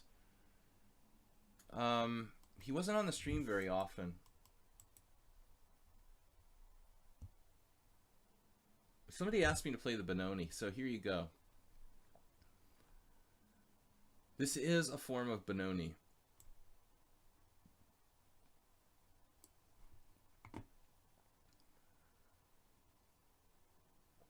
I lost to Hebden once in Hastings playing this sort of setup, but Mark played it much more standard, like castles immediately. Rook e1, very compact, not messing around. Blue Crow is sort of spreading himself thin on both sides, not castling, leaving the king in the center, a4, a little bit of everything. Still, it seems pretty reasonable. But I often tell my students, you know, lately, you gotta be fundamental. I mean, you can't leave your king in the center. You've just got to respect the fundamentals more than anything else. This is the only thing we have to hold on to. You know, we're humans, not computers. So if you're not respecting the fundamentals, I mean, you've got a problem. I'm gonna check his king now. He's gonna lose the right to castle, and then black will just be better. Nothing fancy. I mean, I don't need to calculate too much here. He's just dropping his b pawn too. Blue Crow played a little bit too fast. He's got a minute left, guys. We forget, if you don't play with increment when you're playing in my stream, you're going to do funny things because you're not used to it. But you got to kind of get used to it. I wasn't playing with increment until I started streaming, but I find it's very good for, you know, being able to commentate the games. But I've learned from it. Bishop takes b2. Yeah, he doesn't have knight c4. I mean, this is a very important feature, this position. This move is not on. I'm not even interested in the exchange here. I just want to ruin his pawn structure and take this pawn off. And then I'm winning. This isn't the Benoni, man. Everything where you go d5, c5 is a Benoni. There are just different kinds of Benoni. There's the modern Benoni, the Schmid Benoni, the Franco Benoni, the Czech Benoni, the Snake Benoni. This structure here, c5, d6, d5. No, that's not true. I'm sorry, but that's, you know, that's the way it's defined in chess. This is the Benoni here. Anything where I've got the structure is technically a Benoni, okay? So you need to say modern Benoni. If you're talking about only d4, knight f6, c4, c5, d5, e6, that's called the modern Benoni. You need to specify. The Benoni is a structure. It's not like one particular opening. Queen f6. Oh. See, you can tell I'm not a computer. I would have seen that. But I'm definitely suffering the effects of jet lag. Tactics are beyond me. This is an excellent move. I let him off the hook there. Big time. Still, it's just a totally lost position for white. There's no doubt.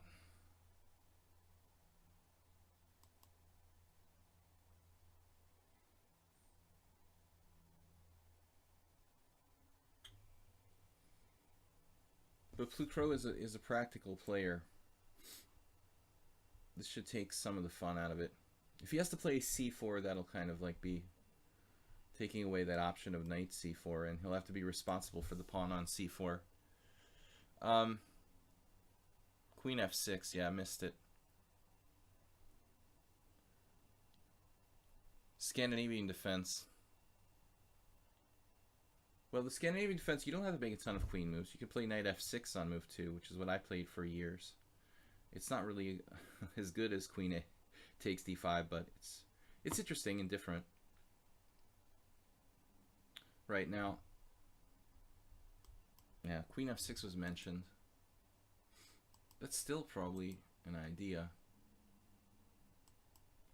Just really irritating. It has this rook recapturing over here. Maybe I should just trade pieces. His knight's not really going anywhere.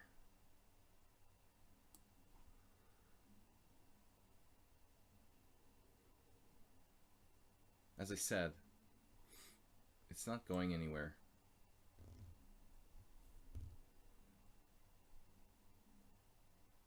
Maybe I should just ignore it, honestly. It's not doing any damage right now. I'm about to lose on time, though. I've got to give Plucro credit.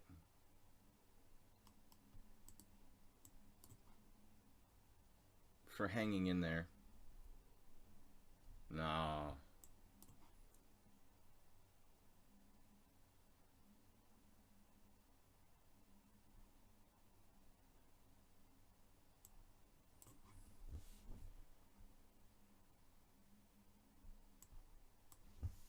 Holy crap, that's a lot of rooks.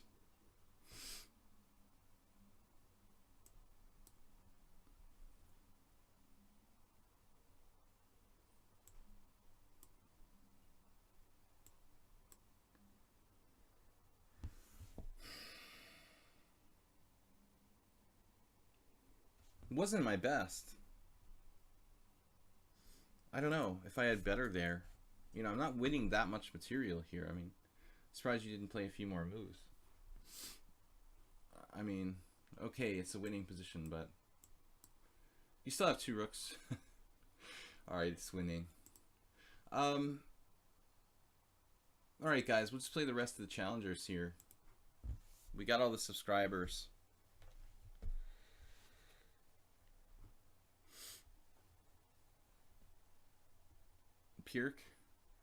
Piertz. Alright.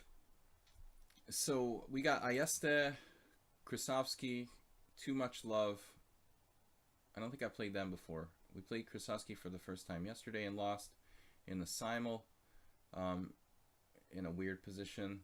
I thought I was like winning the exchange, but I was like losing. He played all theory. Bickle, you're a streamer too?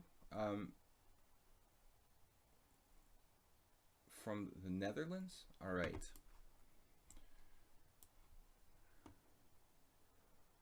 Bigfoot, I don't know, I thought you were from Germany or something. Why did I think that?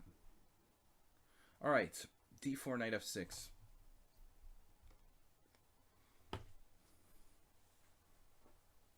See, that was a Benoni, man. But if you want to talk about specifically the modern Benoni, I play the modern Benoni by transposition from the King's Indian sometimes.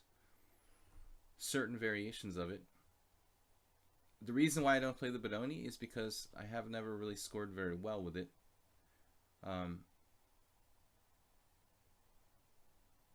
Knight f3.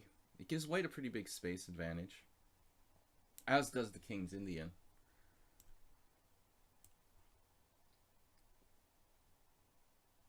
Guys, I'm going to be streaming for another 45 minutes.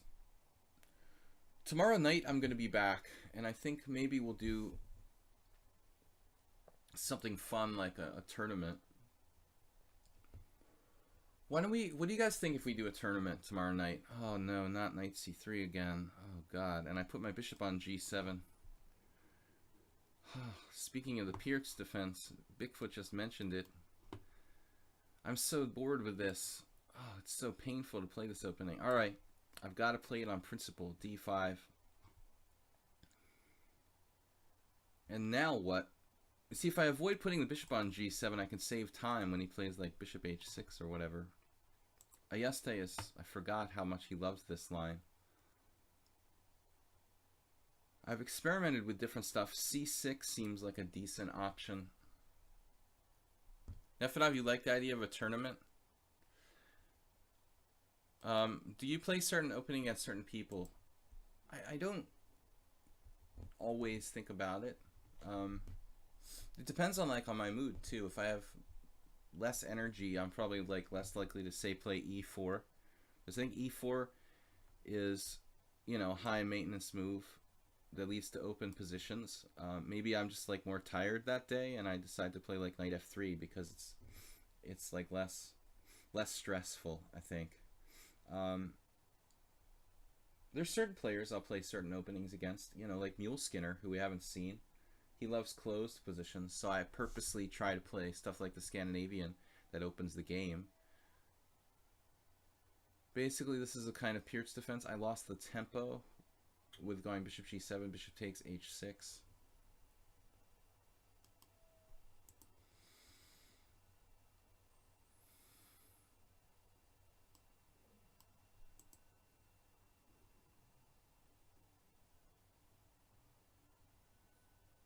There was a game at the London Chess Classic last year where Salah, whatever that guy, how you pronounce his name, he played John Wallace in the last round, and he did something crazy like a really early B5. He did, I guess, instead of bishop G7, C6, and B5 or something. I mean, it looks a little anti-positional, but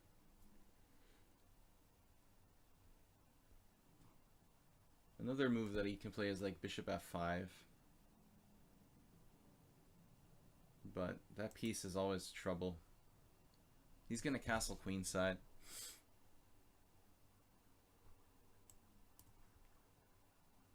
I guess the plan is something like B5, B4.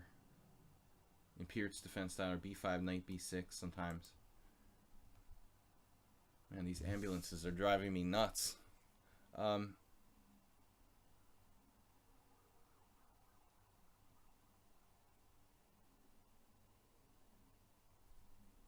When I first saw the King's Indian, I like it. The King's Indian, yeah, I mean, you got to remember that it gives a lot of space to the opponent, and the same thing with the Benoni. And I think that that's not that relevant when you're talking about players who are under 2,000. People don't really know how to play with a space advantage. But when you take this opening, the Benoni or the King's Indian, you start playing it against really strong master strength players. These people know how to play with a space advantage. One of the biggest weaknesses for beginners is their inability to play against hyper-modern openings. And I think you realize that the King's Indian, the Benoni type of stuff goes a long way. But again, once you get to master level and beyond, it starts to get a lot harder to play, hyper-modern openings.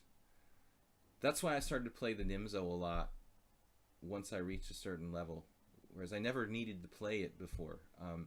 You just get tired of master strength players beating on your King's Indian, just having no space and suffocating.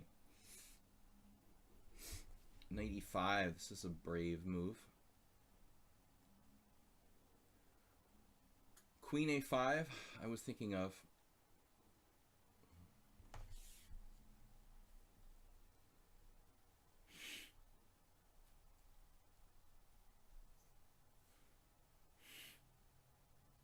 Do I have something like Queen B6? I was thinking Queen B6, castles, knight takes E5, D takes E5, knight G4, hitting F2 twice. Then he has Queen G7, obviously, Rook F8. And it looks like white runs out of steam there. He just doesn't have any pieces developed.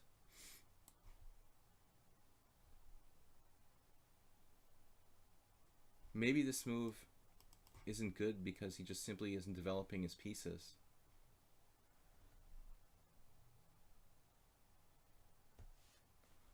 Bobby Fischer did play the King's Indian a lot. Am I missing some sarcasm? No, I mean, Fischer played the King's Indian more than the Benoni. but he also played the Nimzo, you know. So when you look at a great player like that, I mean, I think that's, you know, that's the correct way to do it. Fischer played the Benoni, the Nimzo, and the King's Indian. I mean, you need more than one opening, and you need to be able to play different kind of ways, not the same way against everyone. You know, take advantage of the weaknesses of different kinds of players. Against some people, a hyper-modern strategy is more effective. Against some players, a more classical type of strategy would be more effective. If you don't play like that, then you're not, you know, getting the most out of every, you know, situation. Take advantage of your opponent's weaknesses. I think some people just play the same opening no matter what, but I mean, that's not optimal in terms of results.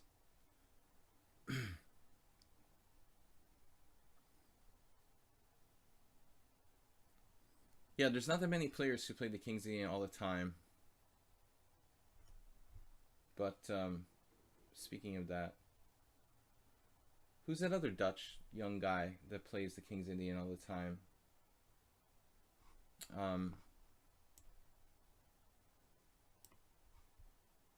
The other Grandmaster who had the match with Sokolov. I can't remember his name now. You know it, probably. There's just too many young players who are GMs now to keep track of them all. I'm just bad with names. But, you know, I think these players would do better to have more than one opening. I wouldn't want to play the King's Indian against Ivan Sokolov every time. Not really the best player to do it against.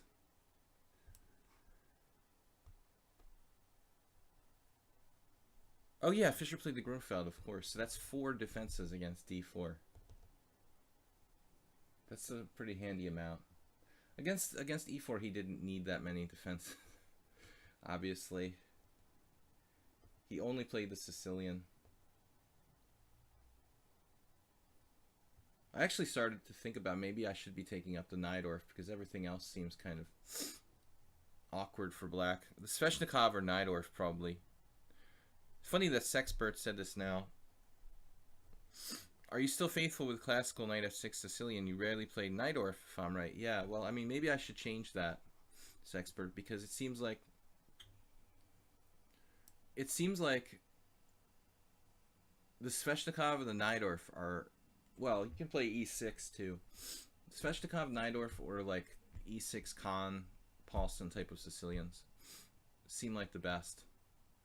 What is going on now? It looks like white's falling apart. Knight takes f2. I'm just winning the exchange.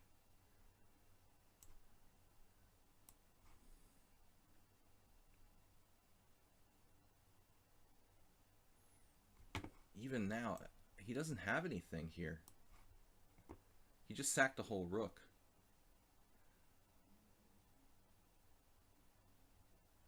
We got time for these last 2 games, guys. I think we lost the challenge. I think there were 3.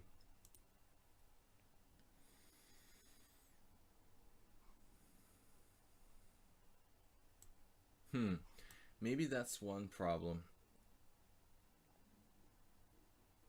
Bishop g4. Ooh.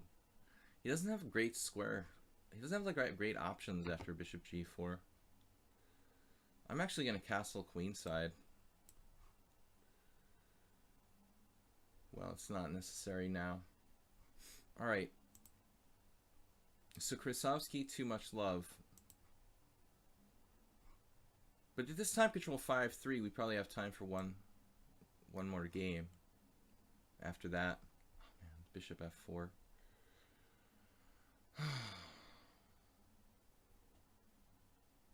Bishop f4. c5 is an aggressive move, and I was talking about this with one of my students the other day.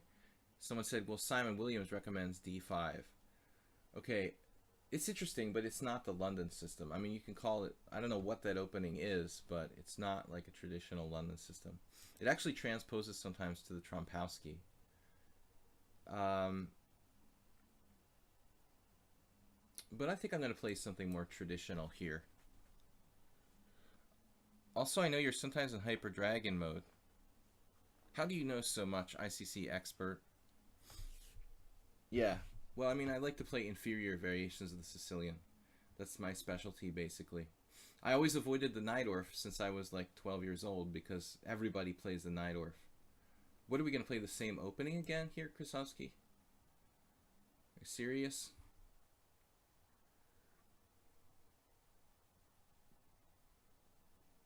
Instead of a game with you, I want you to look at the self-proclaimed Bigfoot opening. You want to analyze? All right. Oh, this variation. Sure. But we call that the, we call that the Bakony variation here in Hungary.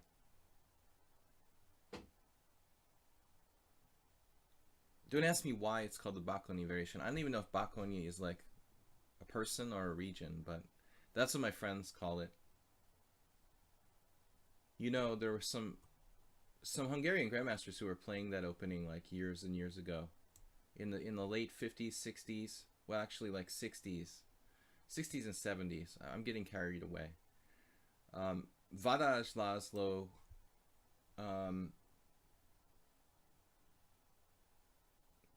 probably like, what's his name? A number of lesser known Hungarian grandmasters played this types of systems a lot for black. So Krasowski going with h4, and I have committed to playing bishop g7 on purpose here.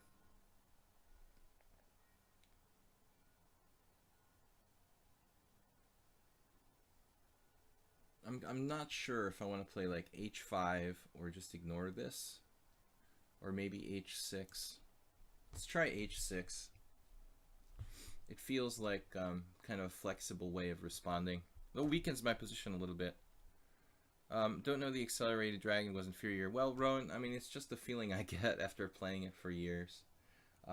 Allowing the Marazzi, you've got to kind of admit that it's inferior, I mean, you might as well play like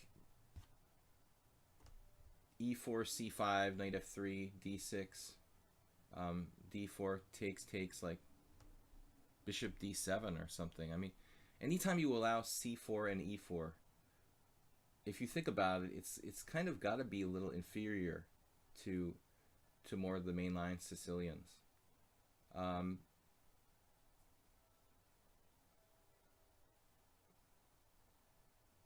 I just don't think that allowing the Marazzi is optimal for black. It seems like it's got to be a slight inaccuracy anytime you allow c4.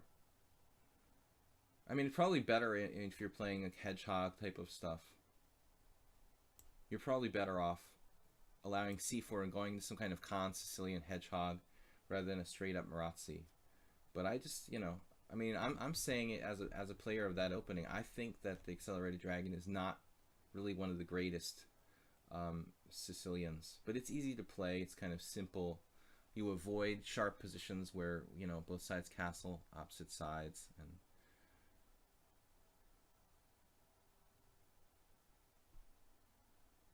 this guy just crushed me yesterday.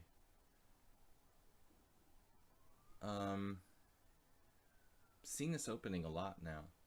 I wanted to play, I don't know what, knight e4 or something. Kind of frozen here, like I don't know what to do. But I guess b5. b5 is not bad.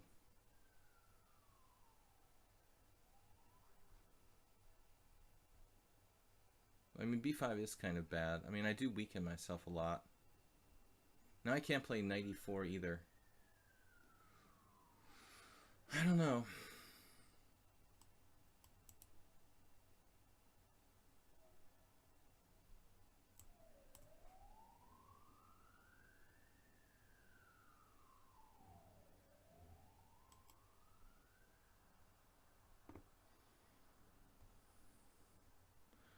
An hour left to the World Cup. I feel like the Sveshnikov is good, the Najdorf is good, and probably the Sicilian. That's about it. Everything else is like crap for black. You got 3 options, basically, on the black side of the Sicilian. I'm just too lazy to learn these. You know, I have been too lazy to learn the Sveshnikov and the Najdorf, which are probably the best 2.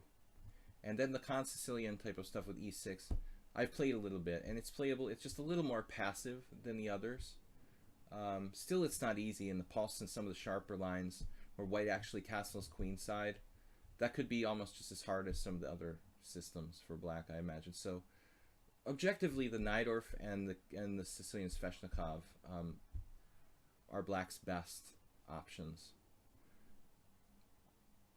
I would say, you know, in all sincerity, the Dragon is probably inferior to those. It seems like the Najdorf is the best, and the Sveshnikov probably like second best. But again, it takes an immense amount of work to play those openings because they're so theoretical. When I was like 12 years old, I got a Dorian's book on the Sveshnikov, and I was intimidated by it because it had like all these variations and incredible amounts of analysis. At that time, like for the late 80s or whenever it was, you know, I wasn't used to seeing books like that. I mean, they had like decimal point variations and like it looked like a card catalog from the Library of Congress. The way that Dorian had laid out all the variations in the book, it was very intimidating to a beginner. I was like, I'm not going to play this. This is crazy. Like, there's like variation 2.0165. You know, I'm like, what is this? So Krasnodski just played King F1. A concession of sorts. Interesting. I'm going to castle then. Got to watch out for tactics based on like knight takes d5 or something like that. But if he's going to play King F1, then I feel like I can castle.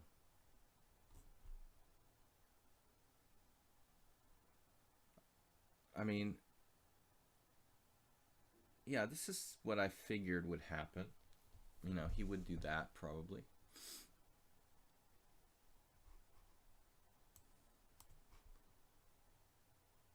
I think, you know, it's logical to put the king on g2. Play it like a Gurgenidze Caro-Kann. The positive side of this is that, you know, at least I don't think he's got an attack against my king directly anymore. But it's a pretty unpleasant variation for black, I would say. I don't really like what happened in this game. I don't think I would repeat this variation if I had a second chance to play it. I don't like my queen out there anymore. I don't see the point of setting myself up for possible tactics and stuff. Discoveries and whatever. We'll just go back and reset. I don't have anything, but he doesn't have anything special here either, you know. If he tries anything with like e4, he's going to lose the central pawn to try to win on h6. But black, you know, black is solid, white is solid, and I don't think either side has an advantage of any real significance here. You know, theoretically, his knight is on a bad square, blocking his c-pawn. Bishop d3, so yeah, now I think we transpose to a more Queen's Gambit type of position with like b6, bishop b7, knight e5. He doesn't, he goes e4. Wow. All right.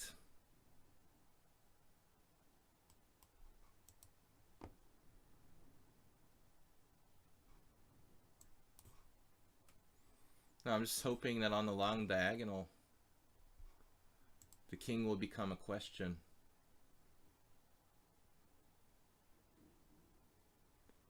Of course, I forgot I was hanging a pawn here. But hopefully we have some counterplay.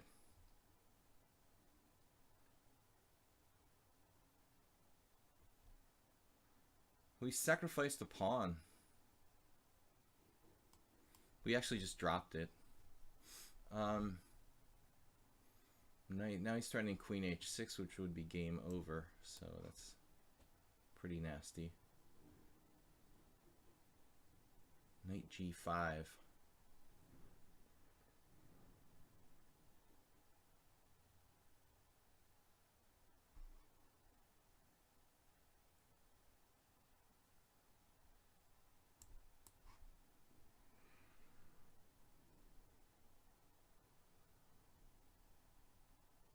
Guess I have this idea.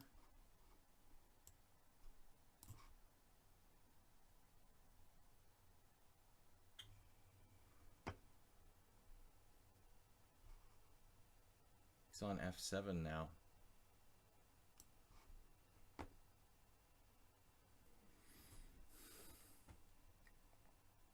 Yeah, I've been waiting for this move.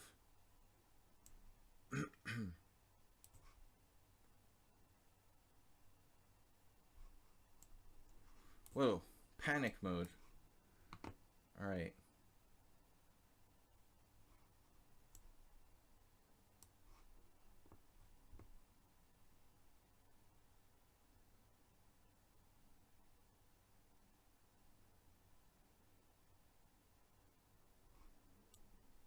Splintered his queen. Yeah, not a really impressive game by me. I just played solidly, and I think we were basically okay. I don't like the way this went. This is apparently a new move, Knight D7. Bishop G7 is routine. That will transpose to all these Hebden games and stuff. So, H4. Position has never been reached. I have seen Hebden do this, Knight D2 transfer, like to the queen side. This seemed pretty reasonable for white, though. King F1 was kind of weird. But what else can he do, you know? It's... Maybe he should castle queenside, but it does give me some counterplay. Alright, too much love, 5+3. Blue Crow said b4 instead of rook takes. I thought e6 sack was coming.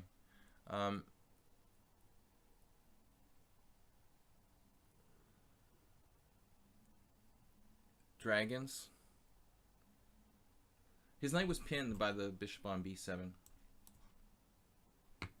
But we were just down to no time. But I'm not happy with the way the opening went down. I'd have to find a little bit more on that system because this is the second game in a row. I felt uncomfortable, and I still feel uncomfortable. I kind of neglect that line because, as I said, Mark Hebden plays it, but it's not a variation that's very commonly played by GMs. I mean, you don't see really strong players playing that variation very much, so it's something you kind of neglect preparing for. Too much love. I've never played this person before. I do ask that people that challenge me have like 50 rated games. I don't like to play with like new accounts. You had a knight c5. Yeah, I mean, it felt like black was okay. But if he had been more cautious, you know, he would have been okay too. This double fianchetto interesting kind of in this position. Not that common. I've never played b6 really in a serious game yet, but it's something I've been working on. I mean, it makes sense. There are some interesting variations here that are quite independent from other lines. But you kind of have to be careful about white just like taking over the center with e3 and d4. That's what I'm most concerned about if I'm playing black here. I'm actually a move behind on the board.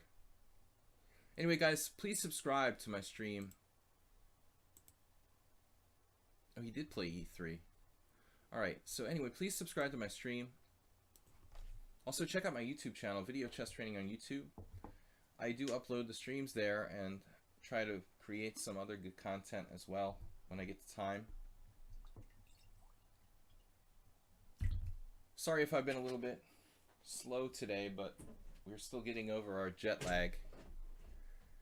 Do you remember the delayed King's Indian versus Manea?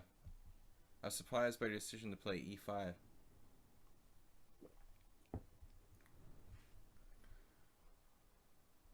Yeah, I thought that would be a surprise for him too.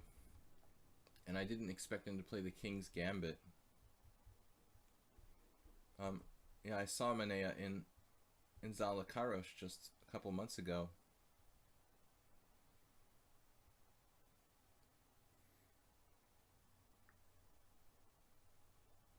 Well, I mean, honestly, you know, I just wanted a solid game because he was playing for a norm. He's not going to take a lot of risks.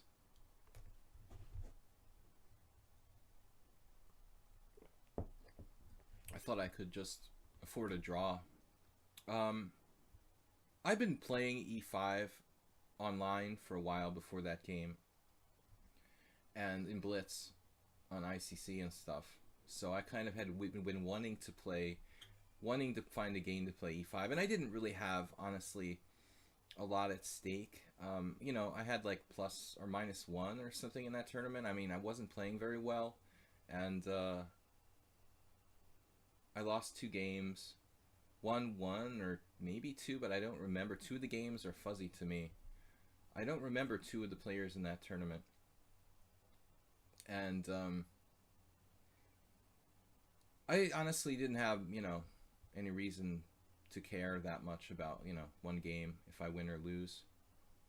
D4. What am I thinking about here? Pawn takes pawn, pawn takes pawn, knight A5. I forgot my preparation, kids. I think I forgot my preparation. Is this right? Something doesn't seem right about this.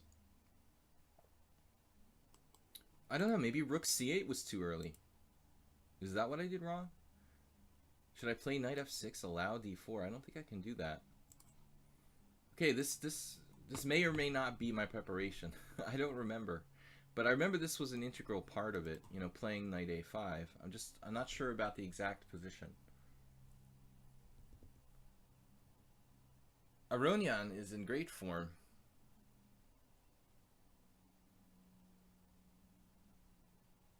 Well, one thing I noticed about that E4, E5, F4, knight C6, this game I played against Manea, it was like, it's kind of surprising. Okay, there are more games now. This was in 2007 or something. I was surprised how few games that's actually been played in. I mean, it's just like a kind of reasonable, sensible way of playing like the King's Gambit declined. I mean, why don't more people do that?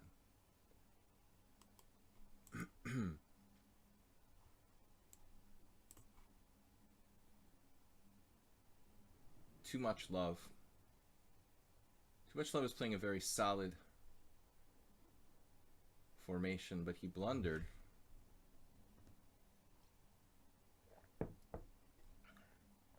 Apparently.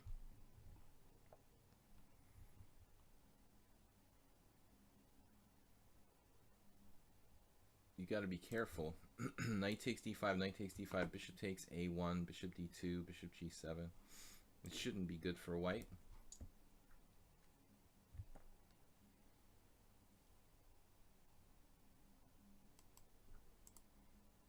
Now white just blundering. So he has to be cautious here and make a normal move, you know, with bishop b2, and it's a game. b3, knight f6, bishop b2, maybe knight e4, trade pieces, and white's slightly better. I mean, that's basically what should happen here.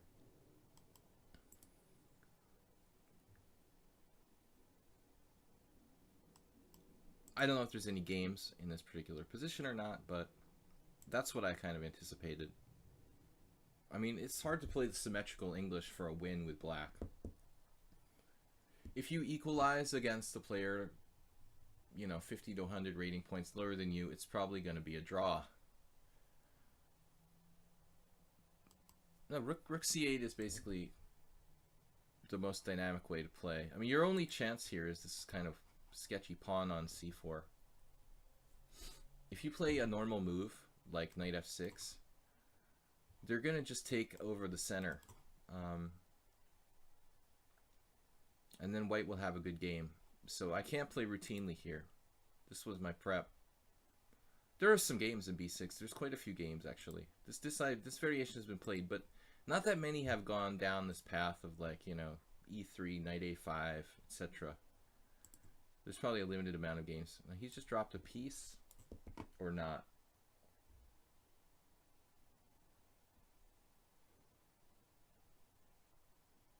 Bishop takes c3, take, and knight e4. That should win a piece, right? I'm a little slow. It didn't feel good to sleep like 2 hours last night. I went to bed at like midnight and couldn't sleep until 5 in the morning. But as I said, I don't think it's a good idea to take like sleeping pills and stuff like that. I probably should have drank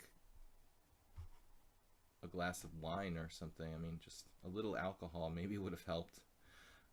But we got our piece and we're running away with it. But I've never done sleeping pills or anything like that. Actually, one of my friends was just talking about it the other day. He was having trouble sleeping. He's saying, I don't think that's good. But earlier, one of our regular viewers was saying about the melatonin. Melatonin against sleep problems for traveling is a very famous solution. Jet lag, in other words. Okay, we're just up a piece here. We've got time for one more game, guys. Chess Armageddon came back.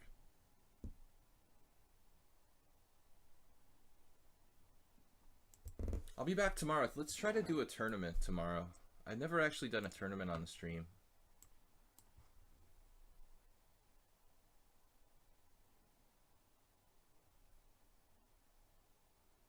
What was wrong with 94 instead of 1965?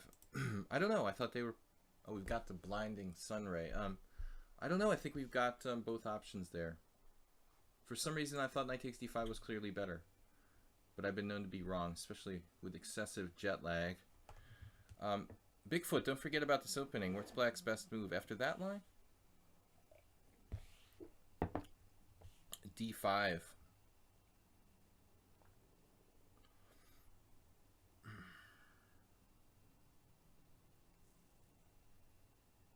Wait, what did you just type?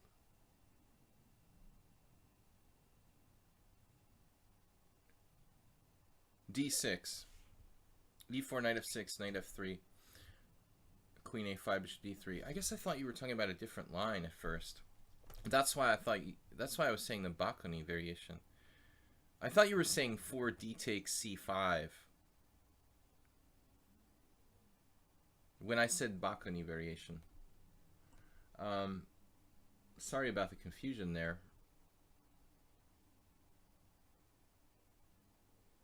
Well, this should be winning for me. Queen a8, maybe. Sort of seems dumb, though, in a way. Alright. Before we lose on time, let's make a solid move of some sort. He obviously wants to go like rook f2 and like double along the file and pin me. Now, at this point, I could even take his knight and be winning. Alright, one last game, guys, against Chess Armageddon. So, Bigfoot, I'm sorry. I thought you were, well, I can throw up the position after this game. I thought you were talking about d takes c5 for some reason at first. So you're talking about d5, d6, e4, knight f6, knight f3, and then queen a5. So it's some weird queen a5. I mean, queen a5 seems weird. You know, it looks like it should be wrong, but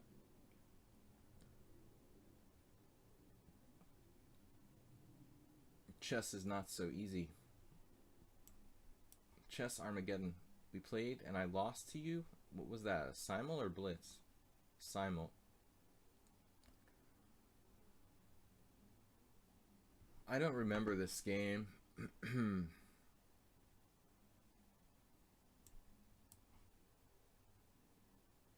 I just played bishop d7. I don't think that's right in this position.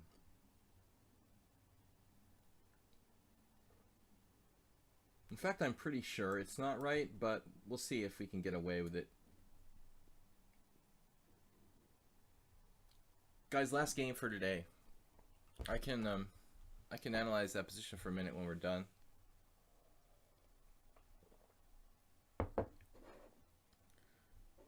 ICC expert says you lost in Kyrie's defense against some 2200 playing around 5 or something. You're talking about the tournament in Arad?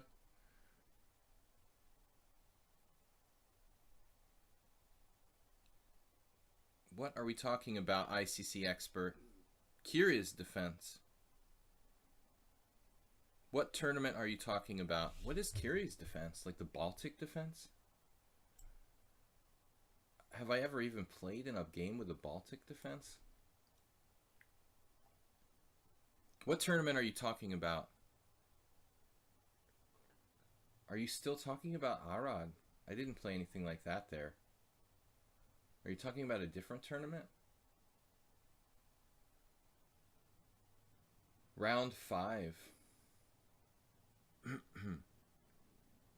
Oh, and the closed were Lopez? No, there's this so-called Baltic defense, you know, like d4, d5, c4, bishop f5. Sometimes people, or also d4, d5, knight f3, bishop f5. Sometimes people refer to that as the Kyrie's defense.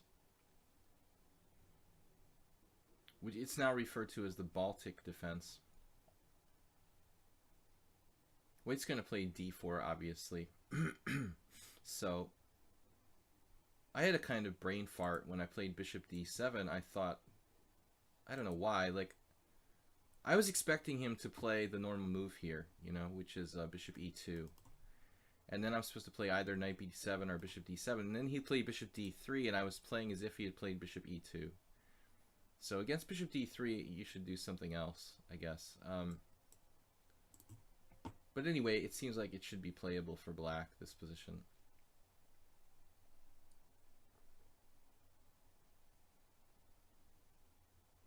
e6, d4.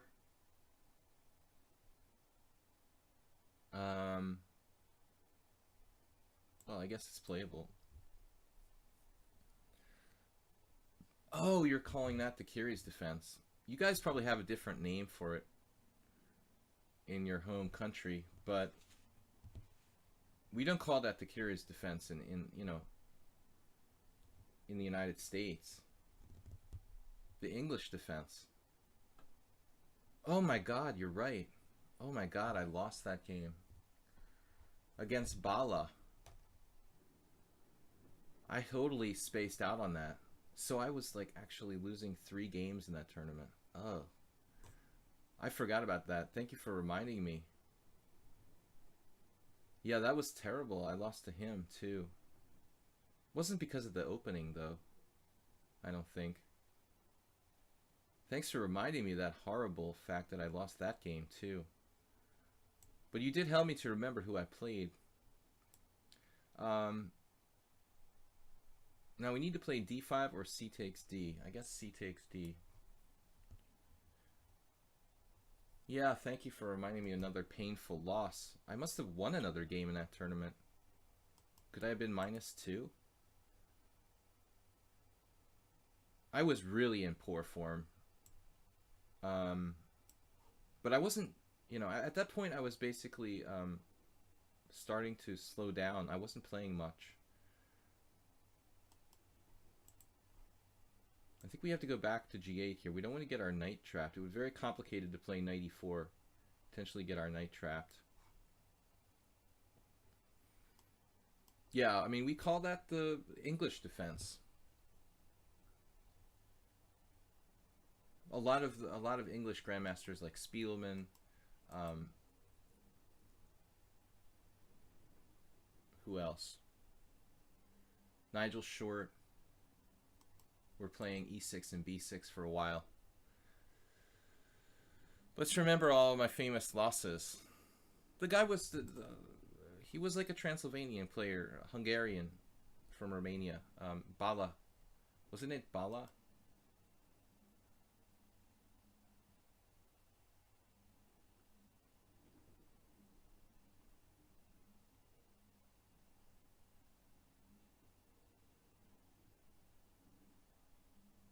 Not a bad player.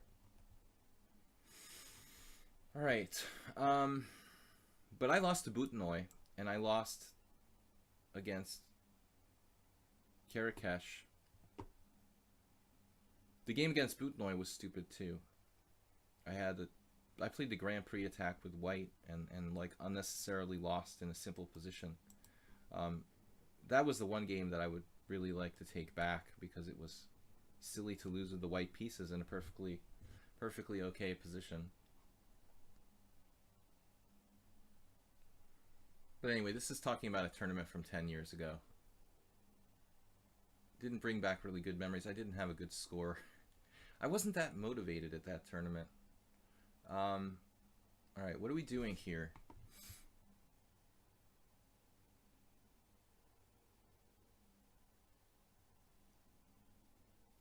Try to be solid. Our position is a little bit passive. I don't like knight f5. I don't like knight g6. And the Prohashka like knight c8. It's really passive for black.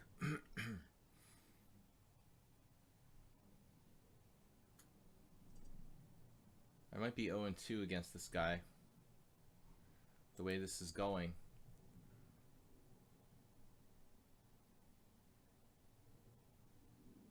I mean, I think we have to play like this. I'm not going to put the knight on c8. It looks like an advanced French, of course.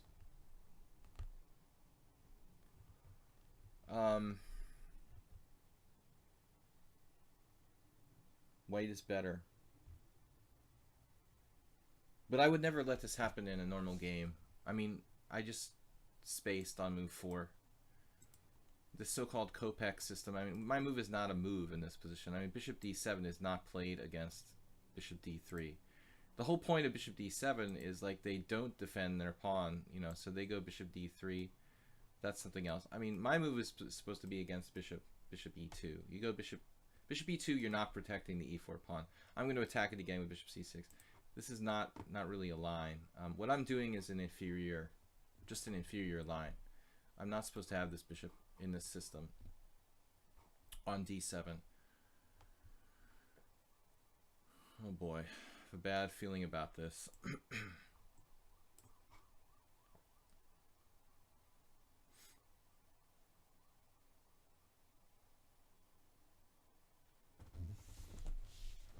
I didn't really anticipate knight h3. I thought he was going to play f4 straight up. But I guess that would lose a pawn. The ambulance is coming again. He's going to play f4.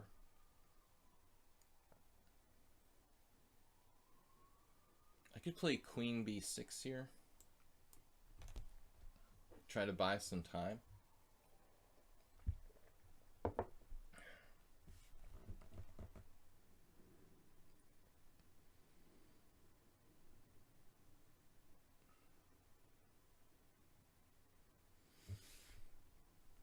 I actually expected him to play, I don't know what I expected him to play there, bishop e3. But then he would drop his pawn.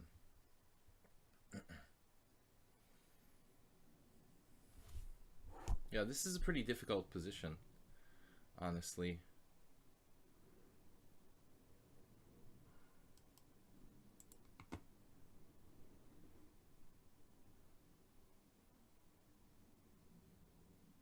Don't like my knight on g6. We don't have a lot of counterplay.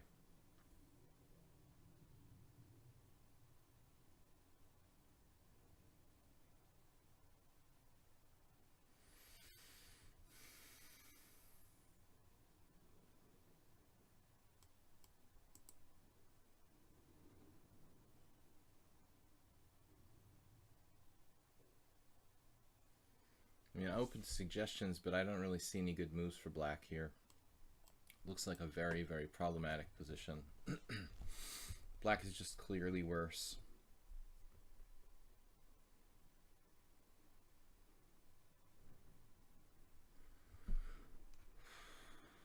I don't know, just to make some kind of routine move and wait and see what he does.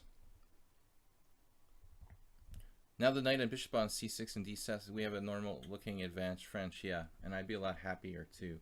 I was actually thinking of playing knight b8 here, to be perfectly honest with you, which is not a ridiculous maneuver. Yeah, f4 is pretty dangerous. Thematic.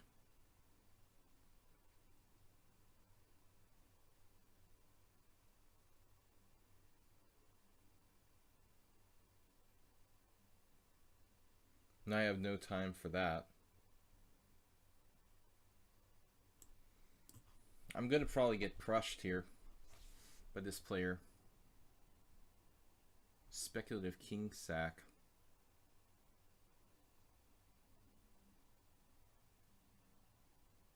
White spade played perfectly so far. No shame in losing this game. Played g4, wow.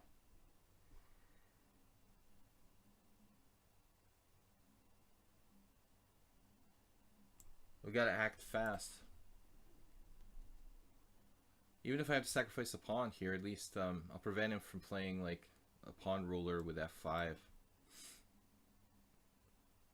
Or try to, anyway.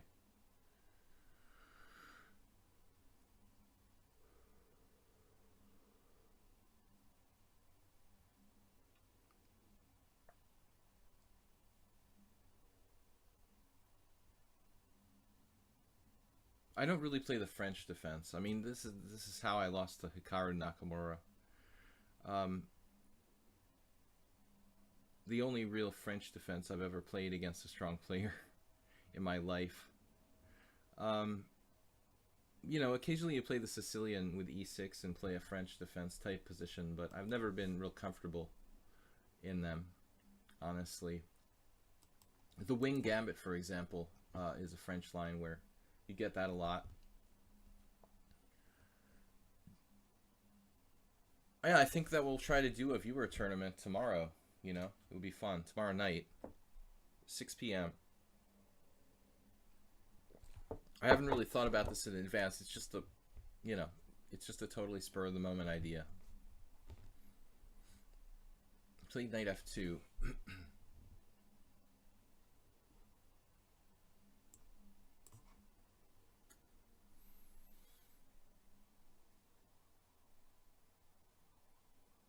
I think I'm really lucky that he played knight f2.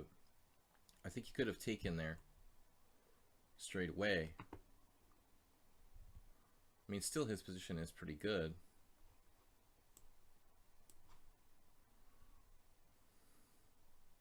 But his structure is worse now. And my knight is secure. And I don't know though. I mean, the knight and bishop are stuck. It's not good. But our kingside situation is improved. Well, what do you guys think for time control? Yeah, 5+3. I don't think it can be any slower. That would be the longest, realistically.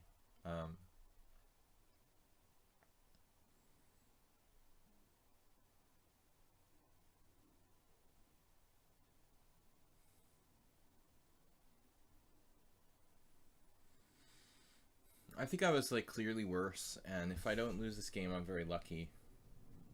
Because he was just taking on h5 is better for white. Clearly better for white. b4. Well,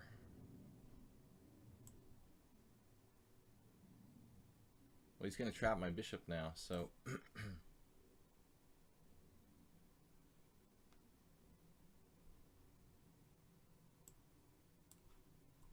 maybe he's still better here.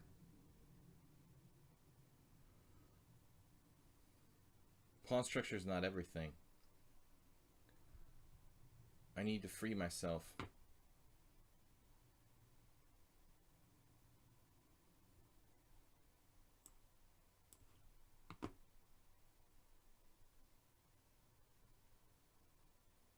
Not sure if this is a good move. It was kind of impulsive.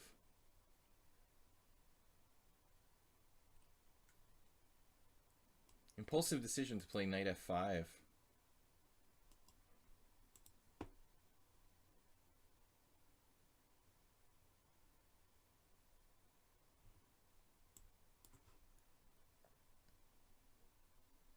Okay, I don't have a lot of time. I mean, we just have to make logical moves quickly. Something sensible. He took... I'm not interested in taking with the G-pawn here. Now he's going after that guy. Fine.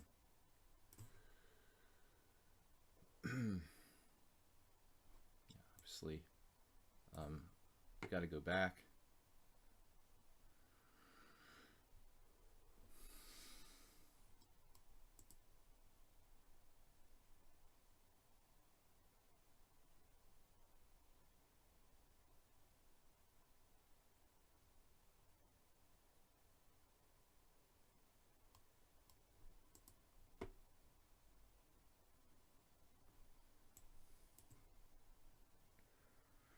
Yeah, I didn't really like b4.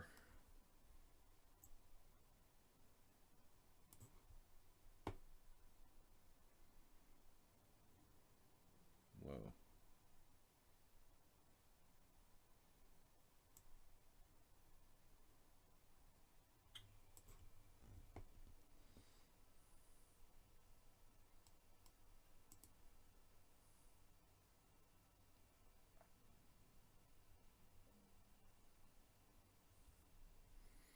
Like, even now I'm okay, but I don't think easy to do anything.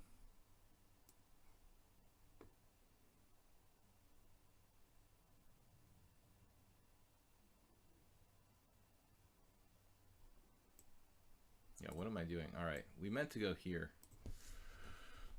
Keep everything protected.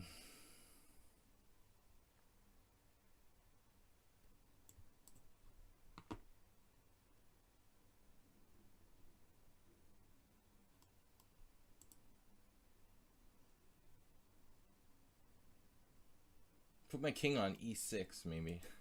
That looks like the safest place to go.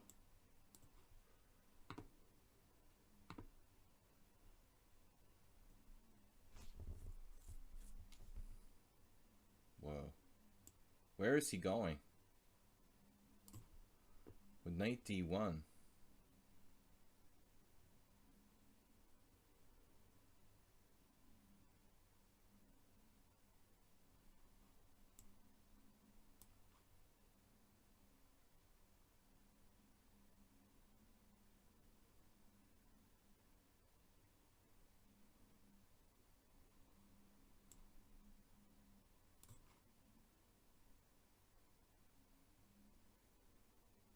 He's got everything guarded.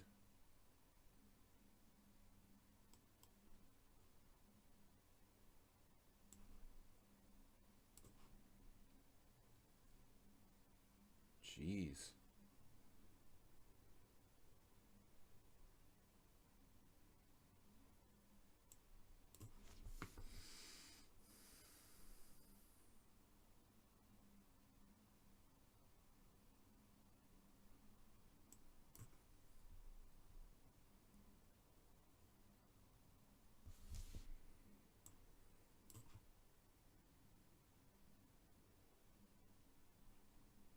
So systematic.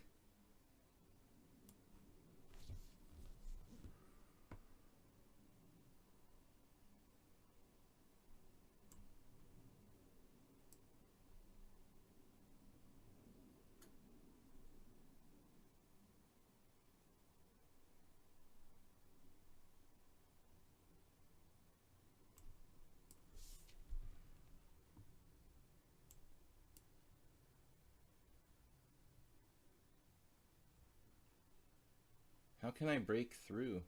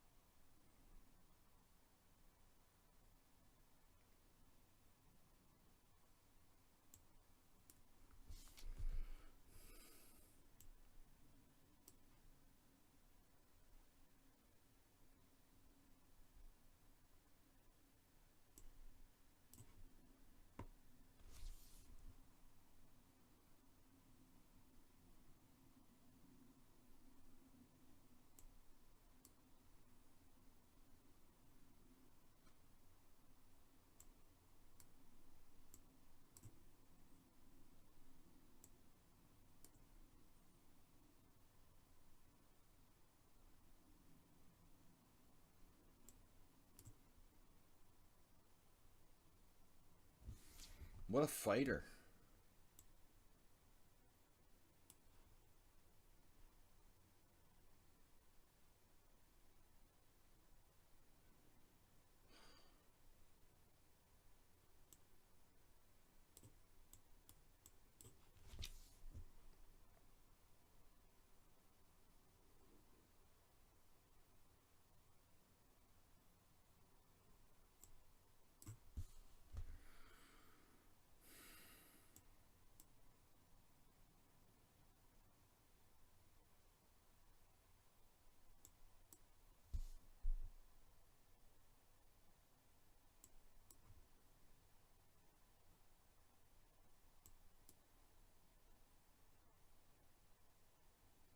I'm not sure F6 was really best. This guy's amazing.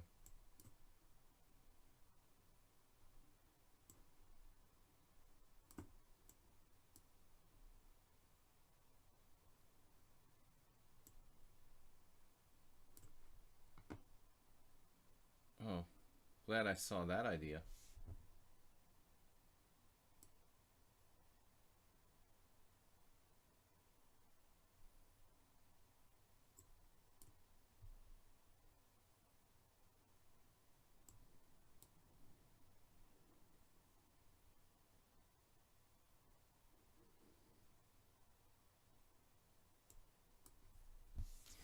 How can this not be a win for black? I mean, who could possibly draw this?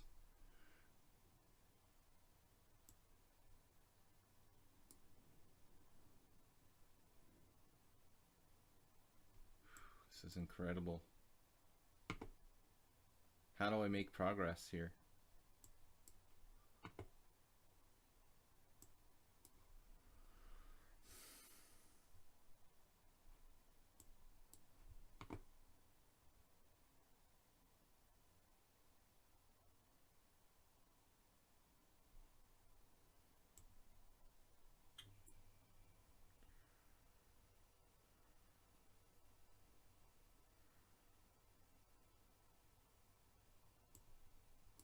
And what an amazing defense by white.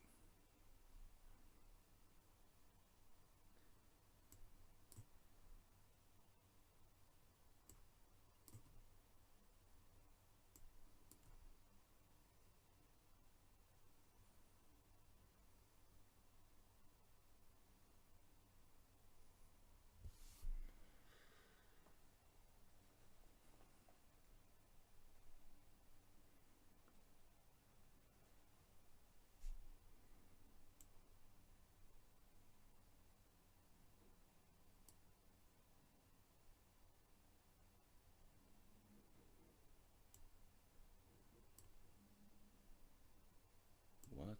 All right.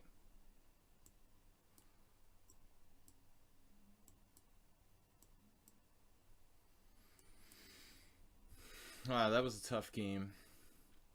Incredibly tough game. All right, let's just for a quick glance at this analysis board. I'm over time for today. I'll be back tomorrow night. But Bigfoot was asking about this.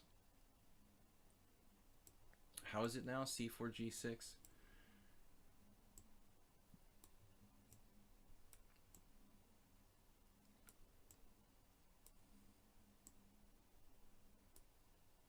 This position? Is this what we're talking about? Knight c3, c5, d5, d6, e4, knight f6. No, knight f3. All right. Yeah. Queen a5 here.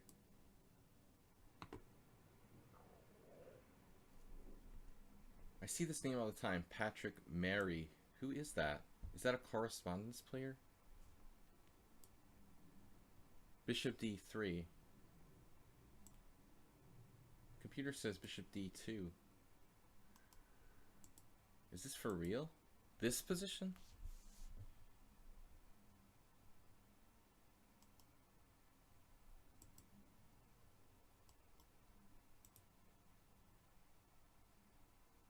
Mikhail Ivanov. Mikhail? Is that really how his name is spelled? I don't think so. Well, it's all. This is strange, man. I mean, you can play knight takes d5 here.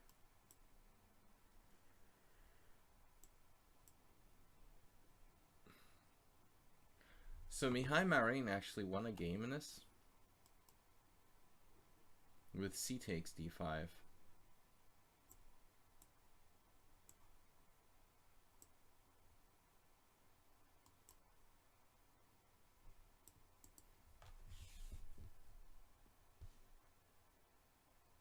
It's funny, the computer says bishop d2 or king f1. Is it missing something over the horizon?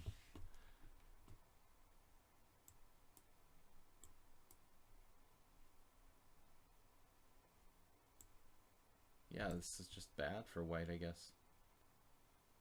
How would Marin win this position? I don't understand. Queen d2, let's take a look. Queen takes a1. Maybe something over the horizon.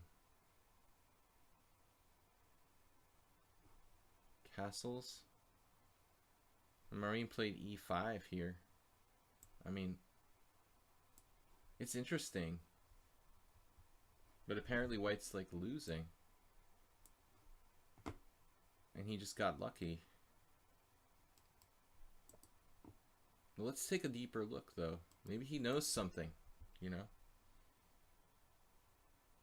The evaluation is like dropping like a rock now.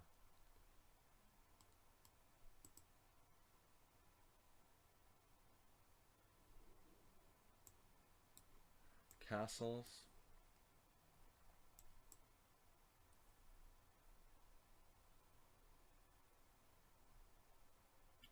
Wow, e takes d. There's actually 2 games, a later one, which isn't very relevant, I think.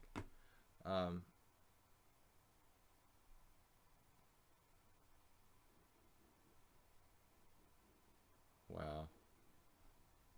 So apparently this is winning for black, but it's pretty hairy. I mean, it looks scary, you know? So the later game black found bishop takes d5, the computer move here. Could that be a correspondence game, or do you think that's an over-the-board game? Wolfgang Riemer versus Patrick Lennon. Bishop takes d5. It smells like a correspondence game to me. Bishop e2. This is crazy. I mean, I don't know, you know, that looks pretty interesting. Very complicated. So c takes d, bishop takes c3 check, but obviously if white doesn't do that, I mean, he's just going to be slightly worse. So, I mean, it seems like this seems pretty lame, honestly. I don't see, you know, with a bunch of pieces getting traded here. Okay, white has some compensation. White has some compensation here, but not as much. The other variation is fascinating, though. I think that we really need to look at that for, like, you know, let the computer run overnight or something. On that kind of variation would be the best thing to do. To get a strong engine, stronger than Stockfish, and let it run like all night long, and you know, study every variation it went through, because it's such a complicated position. This looks like a simple situation where white doesn't have quite enough compensation for the pawn. Yeah. But, yeah, objectively, I mean, another question that we've got to ask, though, is like, you know, knight f3, queen a5. I mean, obviously white can play bishop d2, and this move seems to score pretty well. There's Patrick Mary again. Does anybody know, is that a real person, or is that just a correspondence player? Because I've seen the name a lot. Bishop d2 concerns me. Yeah, let Komodo think about it all night. Anyway, guys, thank you for watching. I'll be back tomorrow night. We're going to try to do like a blitz tournament. 6 p.m. tomorrow, CEST. Interesting variation, though, there with queen a5. Thank you, guys, and have a great day. I'll see you tomorrow night. Bye-bye.